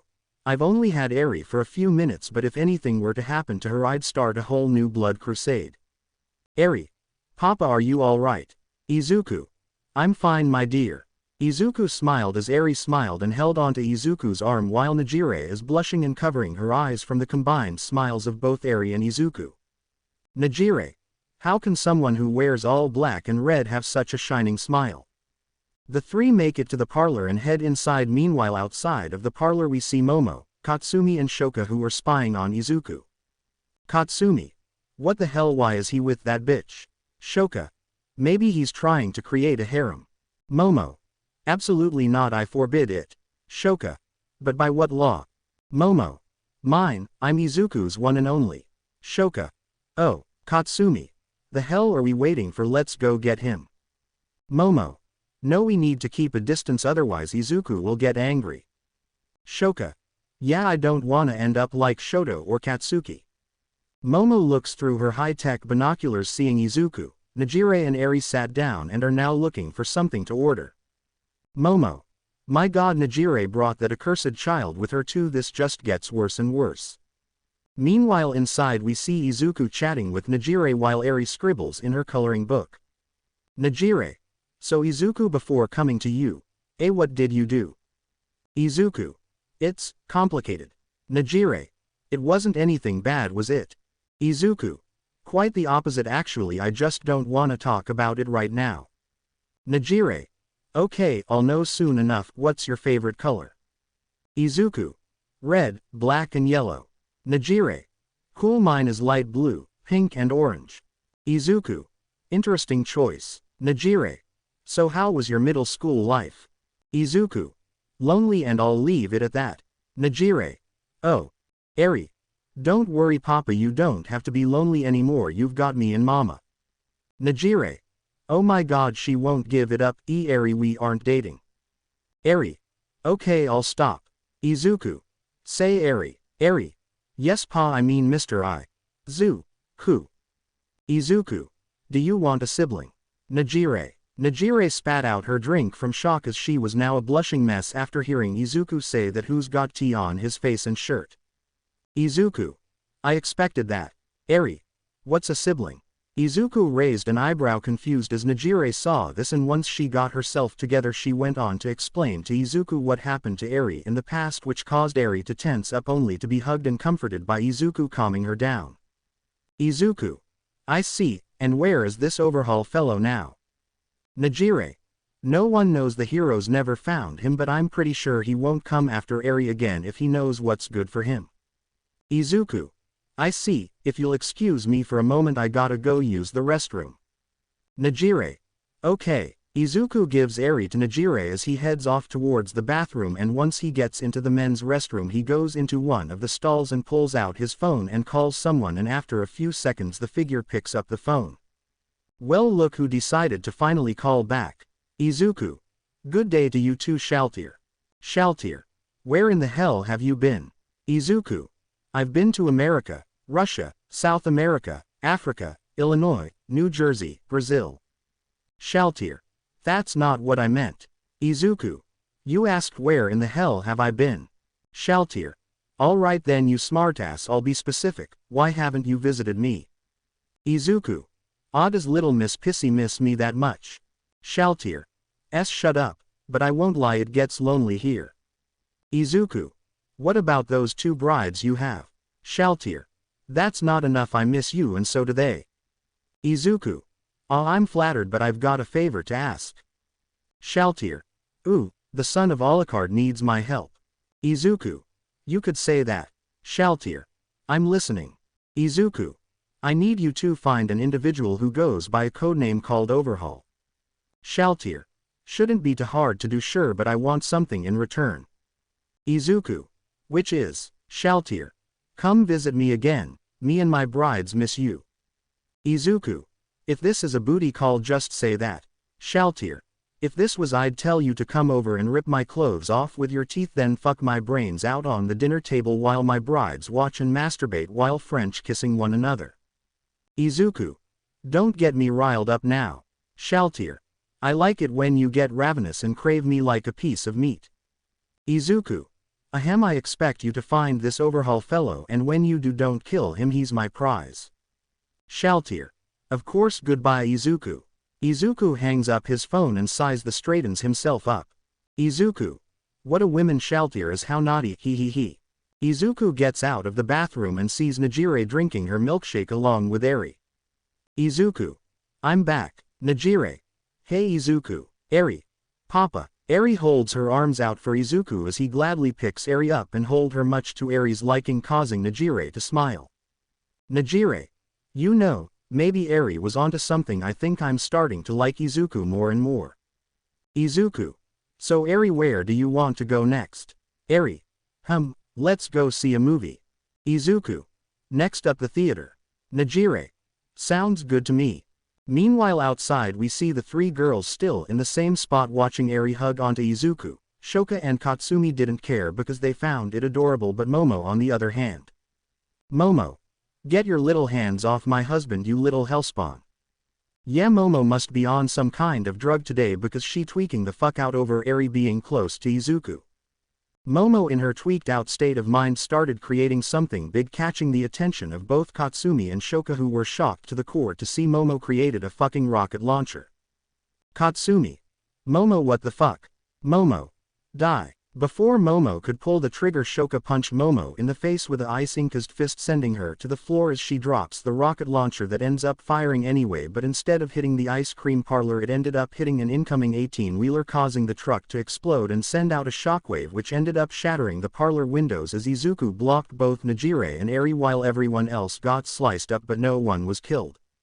After a few seconds Izuku checks if Najire and Eri are okay, seeing they're both fine but their ears are ringing as Izuku sees the tears threatening to escape Eri's eyes. Izuku. Who the fuck did that? Izuku sent his shadow hound out to search the area to find who did this as the hound sniffs the area and picks up 3 very familiar scents. Izuku. Katsumi, Shoka, and Yaoyorozu, what the fuck did you 3 do? Najire. Izuku. Izuku. It's okay Najire, I'm here, you'll be alright. Najire. What about you? Izuku. I'll be fine, you stay here with Eri, okay? Najire. Hi, Izuku. Eri, Papa will be right back, so don't cry, okay? Eri. Oh, sniffling, okay Papa. Izuku gives Eri a kiss on the forehead along with Najire as he sinks into the shadows, leaving the parlor as we see the three girls running from the area. Katsumi. Crafting table, what the hell was that, why did you do that? Momo. I don't know, something came over me. Shoka. We gotta get out of here before Izuku find us, I knew I should have stayed at the dorm. The three girls run down the sidewalk back to you.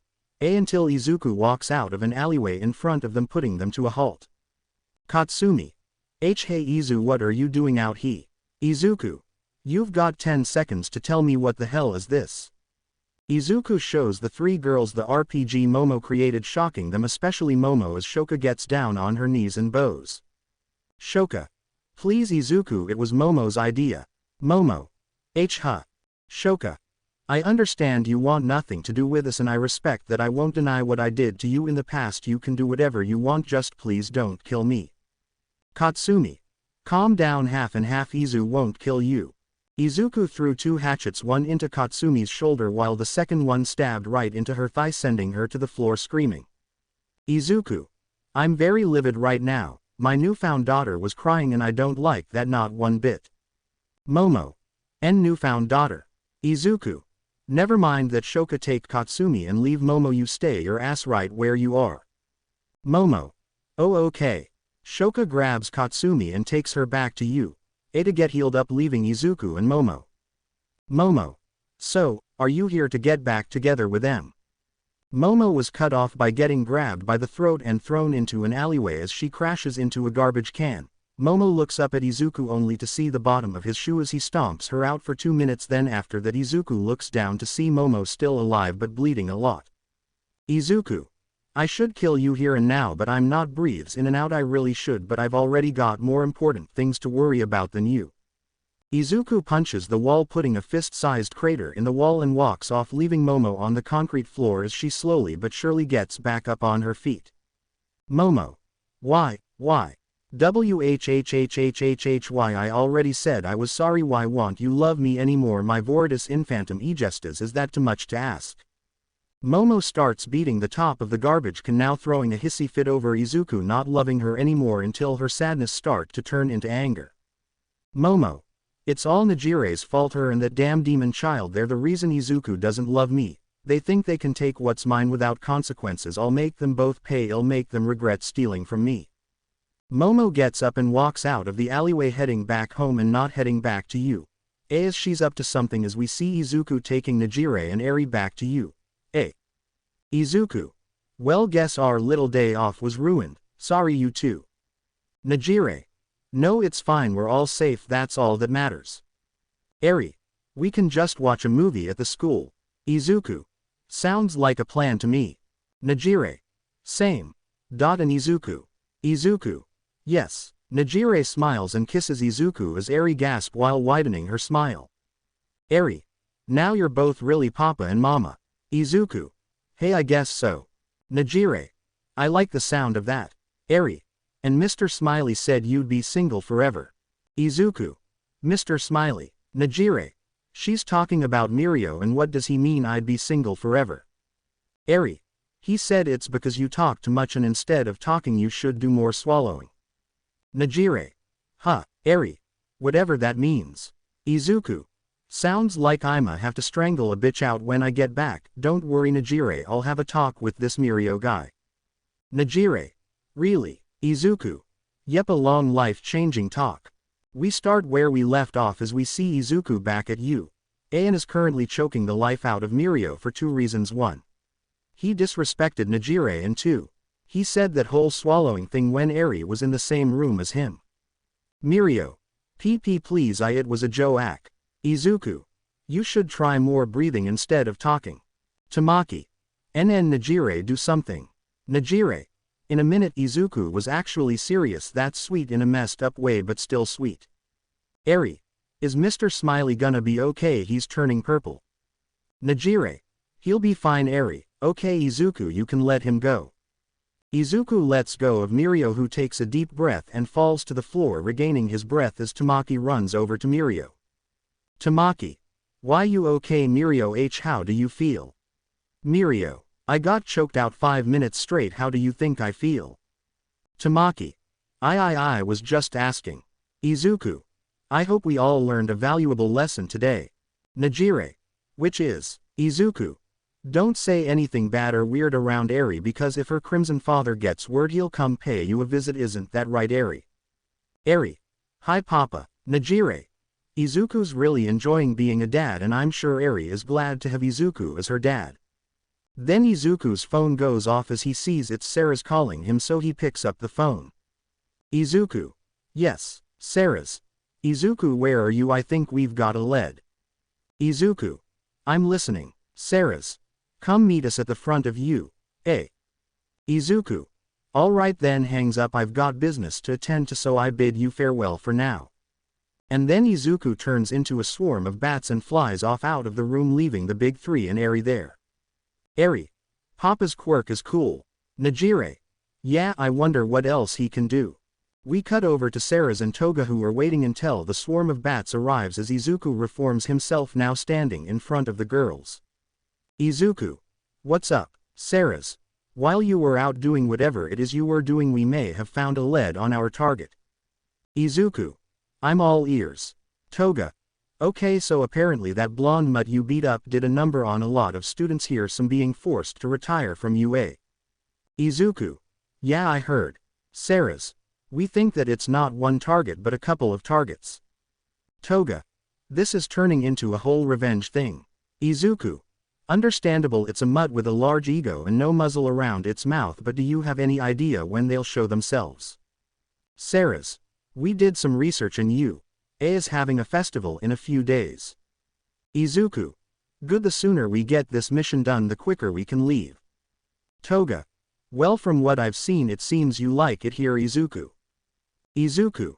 The only 4 reasons I tolerate being here is you, Sarah's, Najire and Eri.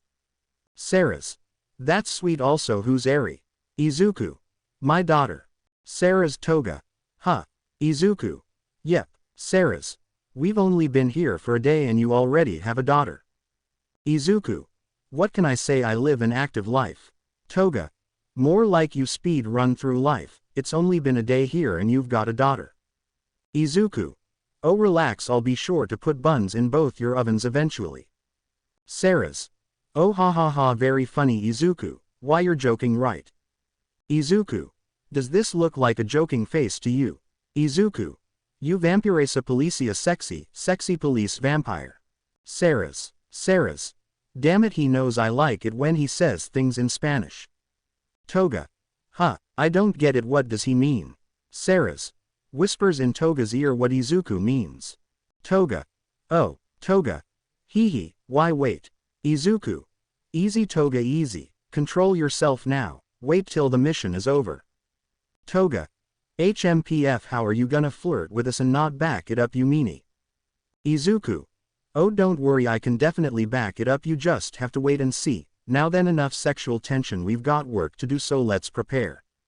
The two nod and head off to prepare a plan for the upcoming festival. Meanwhile we cut back over to Momo, who's deep in the family wine cellar drinking her pain away. Momo. All I wanted W was to sniffles. SSSS start a family WW with you my my green baby bunny. Momo throws a wine bottle at the wall, breaking it as she stands up and kicks over a barrel of wine, spilling it. Momo. Why did you have to go and start a new life without me? Izuku, come back please. Momo throws and breaks everything around her until she slips and hits the back of her head on something hard as she looks up to see a bottle of wine on a stone stand. Momo. WW, what the? Momo looks at the pure red wine in her hand and feels something off about this particular bottle, but she decides to pop it open anyway. Momo. Fuck it, if it'll make me feel better I don't care what happens. Momo chugs the bottle halfway before stopping and putting it back on the stand, and the moment she did, Momo suddenly dropped and hit the floor. Momo. What was in that bottle? Momo, now fully knocked out, surrounded by broken glasses, broken wine barrels and spilt wine on most of the floor. The hours pass and it's now officially nighttime. The moon is up in the sky and everyone is asleep as we see Eri in bed sleeping next to Najire as Izuku hovers outside her room window watching the two. Izuku. Once I'm done with this mission I'll ask them and see what they say. Izuku hovers and lands on the dorm roof and stares up at the night sky and smiles. Izuku. Nights like this make me feel excited. You can stop hiding now, church boy. Makoto, who was hiding in the woods, jumps out of the trees and throws a javelin at Izuku, who catches it and looks at Makoto with a smirk on his face. Izuku. Long time no see, church boy, tell me how's Sunday service. Makoto. I don't got nothing to say to you, blood drinker. Izuku. What's wrong, did the pastor touch you inappropriately again? Makoto. Stop with the bloody molester jokes. Makoto pulls out two cutlasses and rushes Izuku and starts swinging rapidly, only for Izuku to dodge them with ease, then Spartan kick Makoto, who blocked the kick but almost got sent sliding off the roof. Izuku. Why are you even here anyway, besides trying to kill me? Makoto. Father Anderson wanted me to keep watch of you to make sure you don't corrupt any of the students here. Izuku. Corrupt? Hee, if I had turned any of these students into vampires you'd start to wonder why they're so easy to kill. Makoto. You're quite picky for a blood-drinking spawn of hell. Izuku. What can I say, I enjoy the finer things in life. Makoto then ran at Izuku, who runs at Makoto and jabs him in the gut, causing Makoto to cough up saliva, but Makoto stabbed both the cutlasses through Izuku as he lifts them up, splitting Izuku into 3 pieces, only for Izuku to send some shadow tendrils at Makoto, restraining him and lifting him into the air. Izuku. Now I'll admit this was fun and all, but now it's time for you to go preach your gospel somewhere else. Makoto. You're not gonna kill me. Izuku. Now where's the fun in fighting a corpse? It's better when you're alive and can talk shit, you choir boy. Makoto. Oh, go fuck yourself, you coffin sleeping, night walking, crimson wearing Mr. Fancy Pants Meiji. Izuku. You see, just like that, now off you go. Izuku throws Makoto into the woods behind you. And regenerates his body, then disappears into the shadows before Makoto comes back looking for him. The days pass and it's now the day of the sports festival as we see Izuku, Ceres and Toga all together in an empty room. Izuku. Alright, so what's the plan? Ceres.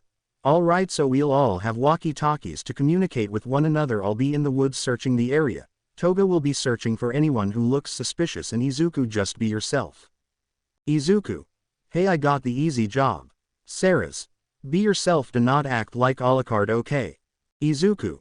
I cannot guarantee that. Ceres. Oh boy. Toga. Hee. Izuku. Welp, if you need me I'll be with my daughter. What's her name anyway? Izuku. Remember the little girl with the white hair and the small horn on her forehead? Yeah, her name's Eri and she's a sweetheart. Ceres. You really like this little girl, huh? Izuku. Ceres, I'd start a whole blood crusade if something were to happen to Eri. Ceres. I'm sure it would be a successful blood crusade. Izuku. Damn right it would. Anyway, I best stick to my role and be on my way. Izuku sinks into the shadows, leaving the two there as Toga taps Ceres' shoulder, getting her attention. Ceres. Yeah, Toga. Toga. What's a blood crusade? Ceres. Have you ever heard of the von Karstein family? While Ceres proceeds to drop some knowledge on Toga, we cut over to Izuku, who's underneath a tree looking for Najire and Eri. Izuku. Now if I were a bubbly blue-haired girl and an adorable white-haired angel, where would I be? Izuku searches around the place for Eri and Najire for a while, not finding them until he finds Eri in the back of a line for candy apples as Izuku speed walks towards Eri. Izuku. There you are, Eri. Eri. Papa. Eri ran out of line and hugged Izuku as he did the same, then picked her up off the ground. Izuku. Say, Eri, do you know where Najire went? Eri. Mama. Last time I saw her she was talking to some guy. Izuku. Oh really? What did he look like? Eri. He had golden hair and I think, golden eyes. Izuku. I see, is he an old friend of hers or what? Eri. No, she said that's her ex-boyfriend. Izuku. Oh, I'm gonna kill somebody already. Eri. Don't worry Papa, she doesn't like him anymore, plus she didn't look happy to see him. Izuku. That's good to know, but why did she leave you here? Eri. We were waiting in line for a candy apple. Izuku. You like candy apples, huh? Eri. Hi, but the line's so long it'll take forever. Izuku. Don't worry, I have an idea, just close your eyes and cover your ears because it's gonna be loud. Eri. Okay. Eri closes her eyes tightly and covers her ears as Izuku walks up to someone in line and just stared at them with a smile on his face until the person got creeped out and confronted Izuku. Random. Can I help you? Izuku. Wanna see something cool? Random. Who? Before the guy could finish speaking, Izuku grabs his lower jaw and pulls down, slowly tearing his jaw up, and then Izuku regurgitates a severed woman's head that screams at the top of its lungs, horrifying everyone who saw, causing every person in line to run off terrified. Izuku swallowed the woman's head and fixed his jaw, then looked at Eri, who still had her eyes closed and ears covered, as he rubs her head, causing her to peek and see Izuku smiling. Eri. Can I open my eyes, Papa? Izuku. Yes, you can. Eri opened her eyes fully and saw everyone in line gone, surprising her as she smiled and looked up at Izuku. Eri. How did you make everyone disappear? Izuku. Magic. Eri. Papa, are you a wizard? Izuku. In a modern, medieval way, yes. Eri. Cool. Izuku. Hey, now let's get you that apple. Eri. Hi. While Izuku and Eri head straight to the front, we cut over to Sarah's, who's in the forest behind you. Looking for anything suspicious looking. Sarah's. So far so good, gets on walkie-talkie. See any suspicious looking people, Toga? Toga. Yeah, some kid with granny glasses on, a kid with 3 hot dogs in his mouth, and some middle-aged man who came here alone. Sarah's. Okay, so 2 stupid students and a PDF file, keep searching. Toga. Okay, but I will tell you this, I'm seeing everything except vampires. Sarah's. Sigh, just keep looking. Toga. Roger that. Toga keeps on looking for anything suspicious relating to vampires but can't find anything until she spots a kid walk out from behind one of the tents with a smear of blood on his face. Toga. Sniff sniff, yep, that's real blood. Toga looks at the large tent to see it's a fear house, as she almost immediately understands the process. Toga. It's a cover-up, gets on walkie-talkie. Sarah's. I've got something. Sarah's. Yeah, so do I. Sarah sees 5 lesser vampires looking at the people they've captured as they're tied up and gagged, hanging upside down from tree branches. Lesser vampire. Fresh haul right here. Lesser vampire. Ain't that the true? Lesser vampire. I can't wait to sink my teeth into them. Lesser vampire. Be patient, we gotta see what the boss says. Lesser vampire. Screw that, I want to taste one now. As that's so. One of the lesser vampires turns their head only to have it knocked off their shoulders, killing one of the lesser vampires while shocking the other 4.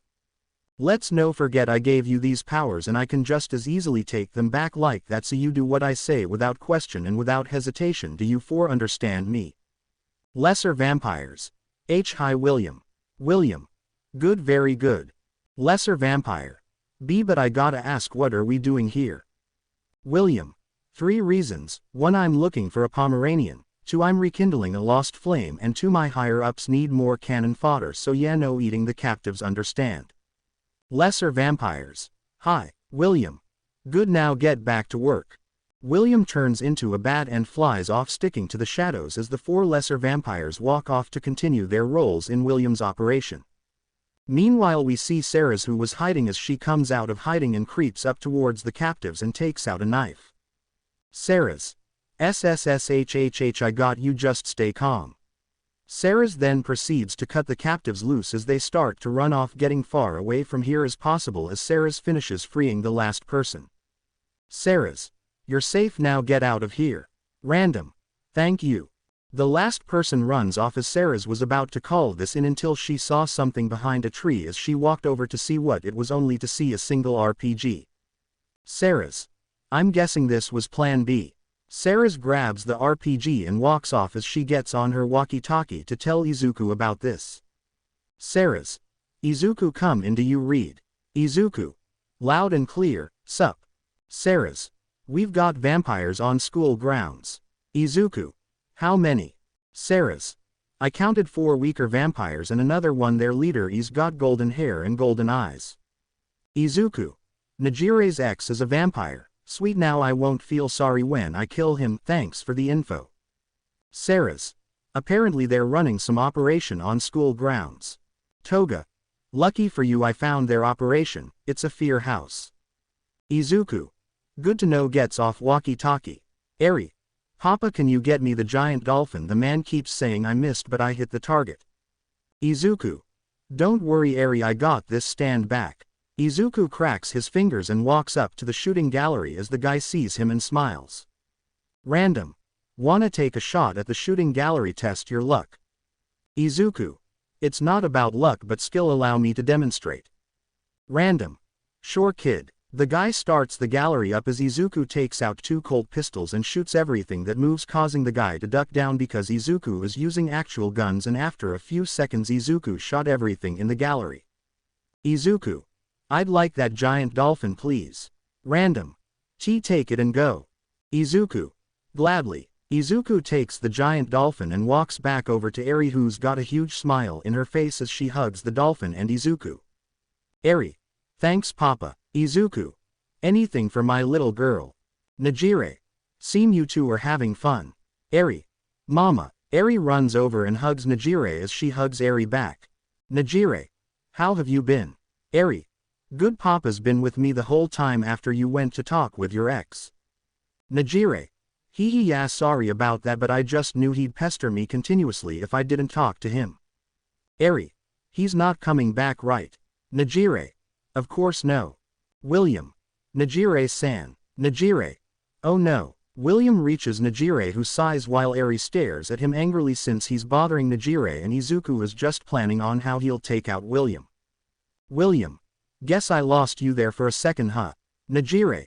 William, what do you want? Can't you see I'm with my daughter? Eri. Yeah, Mama's done with you, you creep. William. He guess she still doesn't like me, huh, little brat. Anyway, I was wondering if you'd like to come with me to the... Najire. No William, we're not getting back together, end of story, just stop trying. Eri. Yeah, you big ugly jerk. William. Shut up you little shit. Okay, I understand, but can't we? Before William could finish his sentence, Izuku firmly but at the same time tightly grabbed a hold of William's shoulder as William can feel the weight of Izuku's hand surprising him. Izuku. So you're Najire's ex, huh? William. Who the hell is this guy? Who are you? Izuku. Izuku Midoriya, nice to meet you. William. Oh okay, let go my shoulder you heavy motherfucker. Najire. Oh, I have an idea, Izuku, why don't you and William go walk around, get to know each other? William. Huh, Izuku. You know what, that's a great idea. Najire. Come on bud, let's chat. Izuku forces William to go along with him because he's gripping his shoulder while Najire and Eri walk off to go do something together. Najire. Come on Eri, let's see what else they have around here. Eri. Mama, why did you set Papa up like that? Najire. What do you mean? Eri. You left Papa to deal with your crappy ex because you didn't want to deal with him yourself. Najire. How do you know all this? Eri. The girl with pink skin and the horns. Najire. Mina. Eri. Yeah, her and her ghost friend braid my hair. Najire. Ghost friend? Oh, you mean Toru. Eri. Yeah, the ghost with clothes. Najire. Hee, that's adorable, she gives everyone nicknames. Eri, what do you call Izumi? Eri. Asparagus hair. Najire. Cute, what about Denki? Eri. Charger man. Najire. Cute, what about Katsuki? Eri. Loud angry dog man. Najire. Cute and accurate, what about Momo? Let me guess, it's Princess. Eri. A bitch. Najire. Huh, Eri. Did I say something wrong? Najire. Well, yes but no. Eri, why did you call Momo that? Eri. Because she always give me a mean look when she sees me. She doesn't say anything but she just stares at me like I did something wrong. Najire. That's weird, what's up with Momo, and where did you learn that word from? Eri. The loud angry dog's sister. Najire. That makes sense, Katsumi is loud and careless. Eri. I'm not in trouble, am I? Najire. No, of course not, I'll let it slide now, come on, let's go get something to eat. Eri. Okay mama. While Najire and Eri are heading to the food truck area, we cut over to William, who's running through the fear house terrified and with a chunk of his torso missing. William. Shit fuck damn it, who the fuck is that guy? Oh oi boys, fellas, someone help get this fucker away from me. While running, William stumbles forward and falls to the ground, then gets back only to see one of his lesser vampires head on a hook. William. Jesus Christ. Izuku. You call out to him. William spins around with his claws out ready to slash Izuku, only to see nothing behind him as he starts sweating while backing up until he runs into something behind him as he turns around and sees Izuku again. Izuku. But he won't come to your rescue. William goes for a slash with his claws only for Izuku to dodge, grab William's arm and knee him in the chest, breaking his ribcage, causing William to puke up blood. Izuku. Not for sinners like me and you, boy. William. TTCH, damn you, who even are you? What do you want from me? Izuku. I want you to be dead. Izuku taps his foot on the ground twice as a shadow pike bursts through the ground and stabs through William, causing him to scream out in pain as Izuku looks William in his eyes and smiles. Izuku. Let's see what you have stored in that head of yours. Then William got stabbed by 5 more shadow pikes and was slowly dragged into the shadows, screaming in fear and pain, and then William was consumed by the darkness as Izuku was flooded with memories, causing him to smirk. Izuku. My rebellious arsonist vampires, and more info on the Nazis. Such great news, how wonderful. Gets on walkie-talkie, target down. Sarah's. Well done, Toga. So mission complete, right? Sarah's. Yep, mission complete. Toga. Great. Also Izuku, heads up, there's a certified PDF file on school grounds. Izuku. Oh really? Izuku. What does he look like? Toga. Middle-aged man, grayish hair and balding. Izuku. Thanks Toga. Toga. No problem, just let me tag in when you get a hold of him. Izuku. I got you. Sarah's.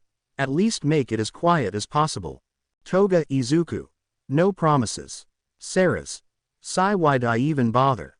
Izuku goes to immediately handle that situation as Toga tags along to get some hits in on the guy, and after 20 minutes of beating the PDF file, Toga kills him and leaves his corpse hanging upside down from a tree. The hours pass and it's now afternoon as we see Izuku with Najire and Eri with all kinds of prizes for Eri. Najire. Today was fun. Izuku. Agreed. What do you think, Eri? Eri. I had lots of fun. Izuku. Good to know. Najire. Hey look, it's a churro stand. Eri. Can we get some papa? Izuku. Of course, one more snack before calling it in for the day. Izuku walks over to the churro stand, and once he gets there he was about to say something until he heard something behind him. Eri. Izuku turned around and was shocked to his very core as he sees Najire on the ground in a puddle of her own blood, while Eri is in the air screaming, being held up by her left arm by someone who's flying. That's one. Izuku wasted no time and pulled out 2 pistols and took aim, about to pull the trigger only for the figure to use Eri as a shield, causing Izuku to stop within seconds. You wouldn't want to shoot your precious hellspawn of a child now, would you, Izuku? Izuku. Who the fuck are you? Now that's just hurtful, you forgot about me already, my Voridus Infantum Egestas. Izuku. Momo. That's right. Izuku. Eri. You bitch. Izuku. Wait, Eri, did you call Momo a bitch? Eri. Yeah. Izuku. Sniffing. I'm so proud of you. Momo. First off, fuck you, brat, and second, don't be so rude to your wife, Izuku. Izuku. Okay, Momo's completely lost her damn mind now. I definitely won't feel sorry for what happens next. Put Eri down right now. Momo. It's not that simple, my Voridus Infantum Egestas. If you want this demon child, then come and get her. Momo flies off with Eri, who screams for Izuku, who runs and jumps up at the 2 as he tries to grab Eri, but Momo spins around and spin-kicked Izuku into the ground, crashing into some tent. Eri. Papa. Momo. Oh, shut up already, you damn brat, he doesn't even love you. Eri. Fuck you, lady. Momo. And where did you even learn those vulgar words from? Eri. The loud angry dog man. Momo. Katsuki makes sense. Izuku blitzed Momo and grabbed her left arm and rips it off, causing Momo to scream in sheer pain while also dropping Eri since she was holding Eri up with her left hand, but Izuku easily caught Eri and lands on the ground while Momo crashed down into the ground. Izuku. Are you okay, Eri? Eri. Hi B but mama ss she. Izuku. Don't worry Najire will be okay now go hide while I deal with this bitch. Eri. Kick her ass papa. Izuku. He believe me I will and no more cussing okay. Eri. Hi. Eri runs off to find someplace to hide while Izuku snaps his neck back at Momo who's leaking blood profusely from her torn limb as she looks up only to he met with a knee to the jaw breaking her jaw in an instant and sending her flying back as Izuku takes out his signature pistol and walks towards Momo menacingly with nothing but hate in his eyes. Izuku. I should have done this in the alleyway after the RPG incident. Momo. No it wasn't supposed to be this way I gotta get out of HE. Izuku shot Momo 4 times 2 in the chest and 2 in the gut as she dropped down still alive. Momo. I can't die like this I don't wanna die like this. Izuku. This ends now Yaoyorozu. Momo. Blood gurgle healed. Izuku reaches Momo and puts the gun to the back of her head but before he can pull the trigger Izuku hears a roar and Eri scream again as he runs off towards Eri to see her being chased by a werbear. Izuku. Terrible timing furball. Izuku pulled out 2 heavy sniper rifles and aimed them at the werbear and sent 10 shots at the werbear as 5 punch right through its torso while the last 5 obliterate both its legs, both its arms and the last shot straight through the head.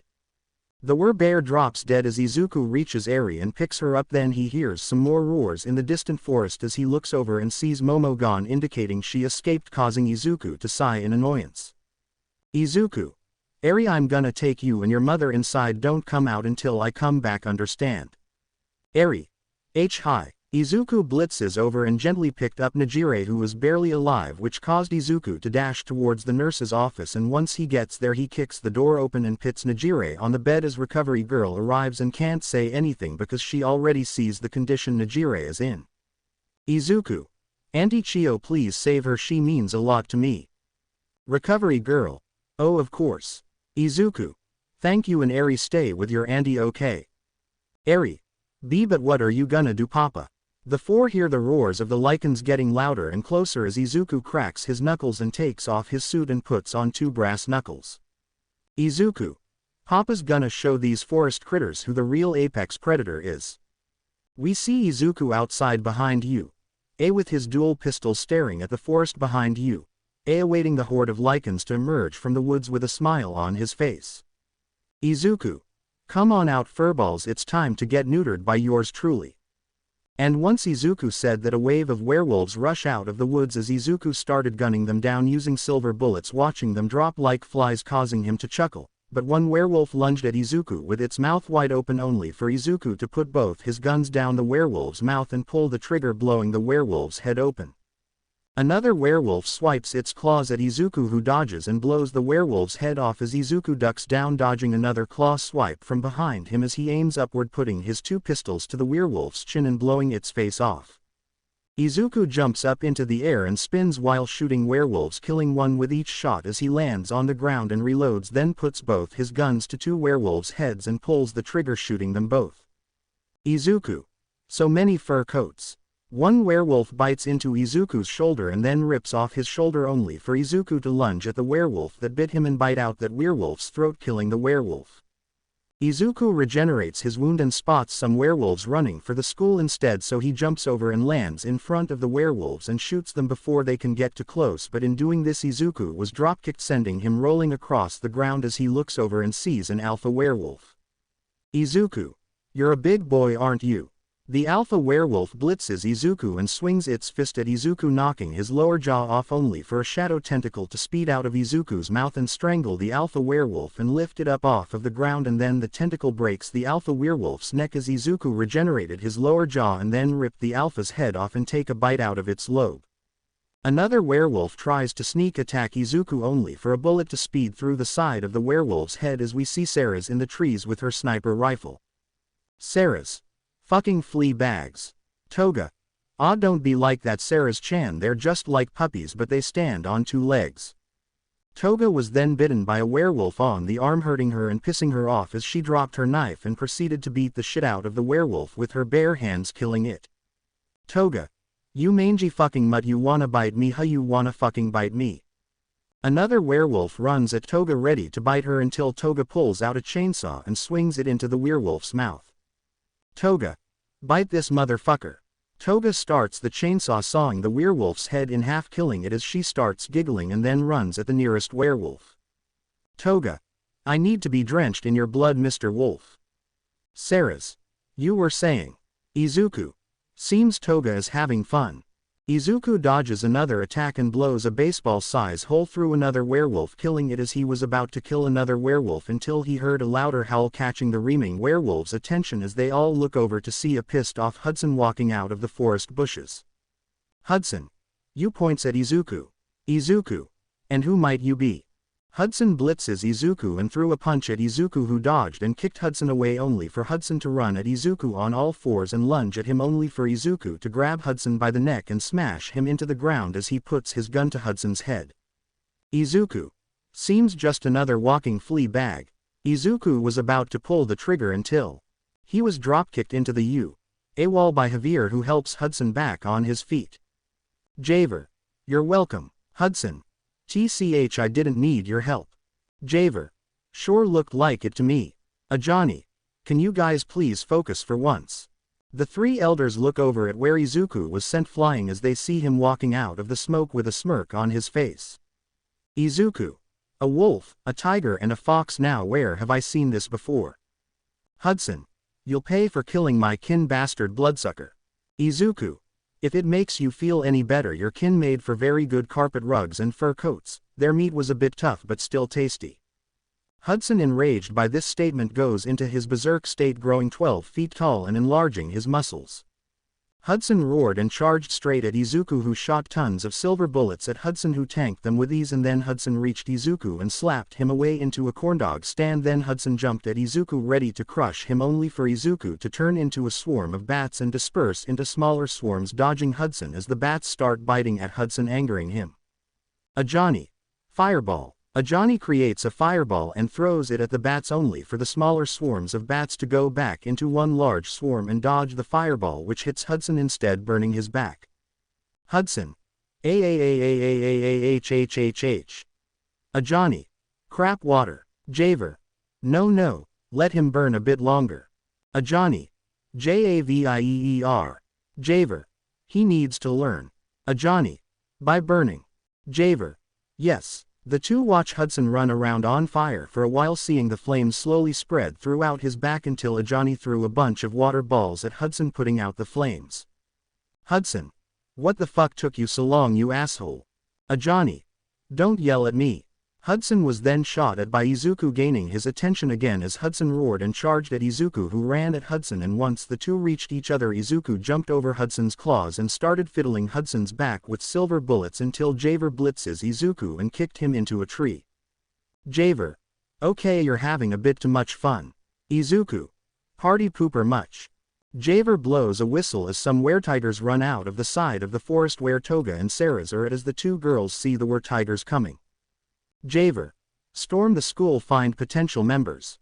Izuku blitzes right in front of Javer and put both of his pistols to his shoulders and shot a hole through both of his shoulders, making his arms dangle, as Izuku then kicked Javer downward into Hudson, sending the two into the ground. Izuku. Don't let them in the building. Toga. Hi. Toga dodged a weretiger's claws and sliced its arm off, then stabbed the weretiger in the chest with her chainsaw as another tiger was running towards one of the side doors, only for half of its head to blow up by a speeding bullet from Ceres. Ceres. Now there's tigers, how many of you furry fucks are there? And then Ajani howled as the two girls look over to see where Fox is coming out of the woods now. Ceres. What the fuck, there's Fox too. Toga. That just means more blood. Toga ran around swinging her chainsaw around while laughing until her chainsaw started slowing down, and then it stopped as Toga sees that she's surrounded as a werewolf lunges at Toga, only for Toga to pull out a frying pan and swing it, uppercutting the werewolf to the floor as she pulls out another one. Toga. I am never out of options. Toga then started running around the place, bludgeoning lichens to death with two frying pans, while Ceres is still shooting lichens but is staring to run out of bullets as a werfox lunges at her from behind, only for Ceres to put her pistol down the fox's mouth and blow its brains out. Ceres. Shit, I'm low on ammo, think Ceres think. But then suddenly Sarah's gets slashed by a were-tiger and the hay tackled to the ground by a werewolf that bites into Sarah's neck, but at that moment Sarah's went into a blood frenzy and bit deep into the werewolf's neck and pulled her head back, practically decapitating the werewolf, as she then threw the severed head away and looked at the lichens in front of her. Sarah's, let me show you furry fucks what a real beast looks like. Sarah's then blitzes a werewolf and swipes her arm, cleaving the werewolf in two, and then she lunged at a were-tiger and bit into its throat and then ripped out its throat, as she then jumped at two werewolves and slammed their heads into the ground and crushed their heads into a bloody pulp. Sarah's looked over and saw a werfox trying to get away from her, so she slit her wrist and sent her blood at the werfox, as blood tendrils were speeding through the air towards the fox until it stabbed into the werfox, as the tendrils started sucking the fox's blood and eating away at its inside, causing the werfox to scream in pain until it was drained off all its blood, as she then tosses the dried fox corpse to the side and looked over at some more lichens. Sarah's, I'm kinda glad you lot don't know fear, that means I get to have my fun with you.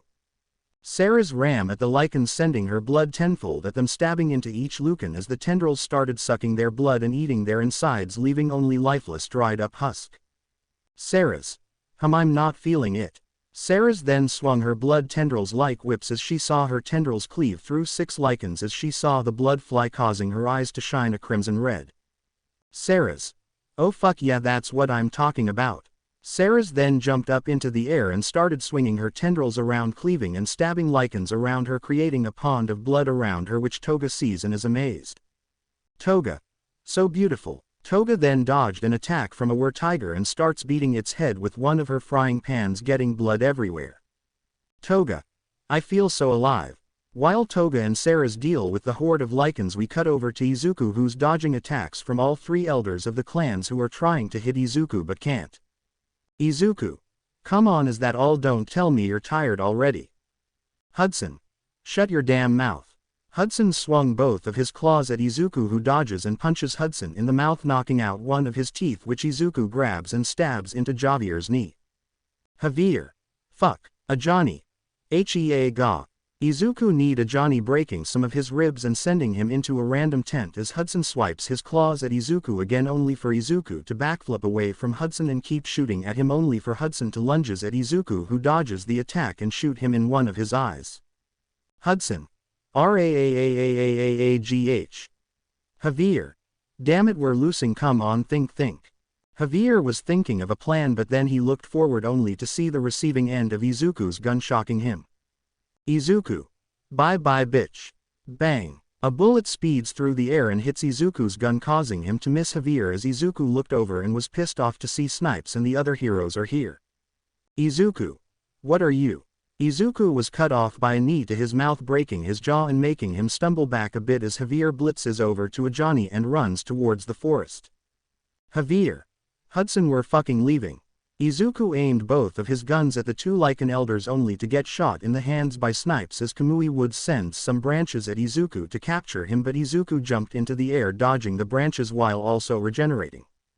Izuku, damn fools. Izuku ignored the heroes and looked over to see Hudson still there, going back to his normal state as Izuku aims his pistols at Hudson and takes the shot, hitting Hudson through the chest with 1 silver bullet. Hudson, ga. Izuku takes out 2 sniper rifles *, I am taking out at least one of you. Izuku was about to shoot Hudson and kill him until both of his sniper rifles suddenly flew out of his hands as he looks to see Inko using her quirk, angering him even more, so Izuku just lands on the ground and sees Hudson limping away as he runs at Hudson and jumps at him. Hudson, shit, Izuku, you're mine, no. All Might. SMAAAASH. All Might blitzed beside Izuku and punched him into a tree as Hudson was surprised and also trying not to laugh as he launched himself forward into the woods to catch up with the other 2, and then All Might heard Hudson laughing in the distance.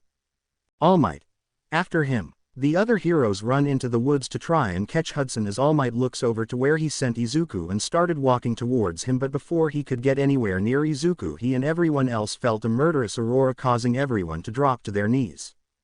Izuku, you fucking morons. Izuku got back up onto his feet, radiating nothing but hate and killer intent as he walked towards All Might, who started bleeding from his mouth, nose, ears and eyes, feeling so weak and hopeless.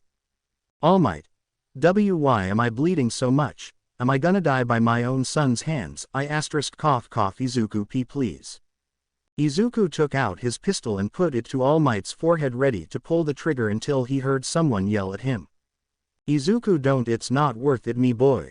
Izuku looked over and was surprised to see his other uncle walking through the wave of death and hate while also dying as Izuku immediately stopped and blitzed over to his uncle who fell to his knees. Izuku. Why the hell would you do that Uncle Torino? Izuku. Why, Gran Torino. Hey, it's good to see you too boyo, you've grown I can tell. Izuku. Damn it old man, you could have died.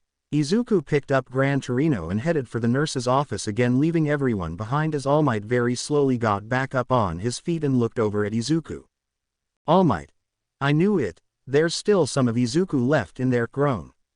All Might then passed out from blood loss as Inko and some other heroes rush over to All Might to help him as we see Toga and Ceres following after Izuku.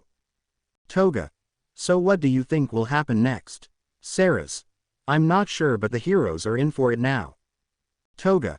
What do you mean? Ceres. Anyone who interferes with Hellsing business, let's just say it doesn't end well. Toga. Do heads get to roll? Ceres. It's a possibility. Toga.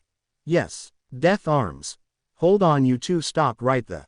Death Arms was silenced by a rifle to his face as the two girls headed into the U.A. building, leaving the heroes behind as Nezu was watching the whole thing on one of the security cameras and is rubbing his forehead. Nezu. Is there even any hope in vouching? Count your days, Toshinori judgment awaits you soon and nobody can stop it. I hope you guys enjoyed this video. Please make sure to like and subscribe to the channel, and now we will see you in the next video.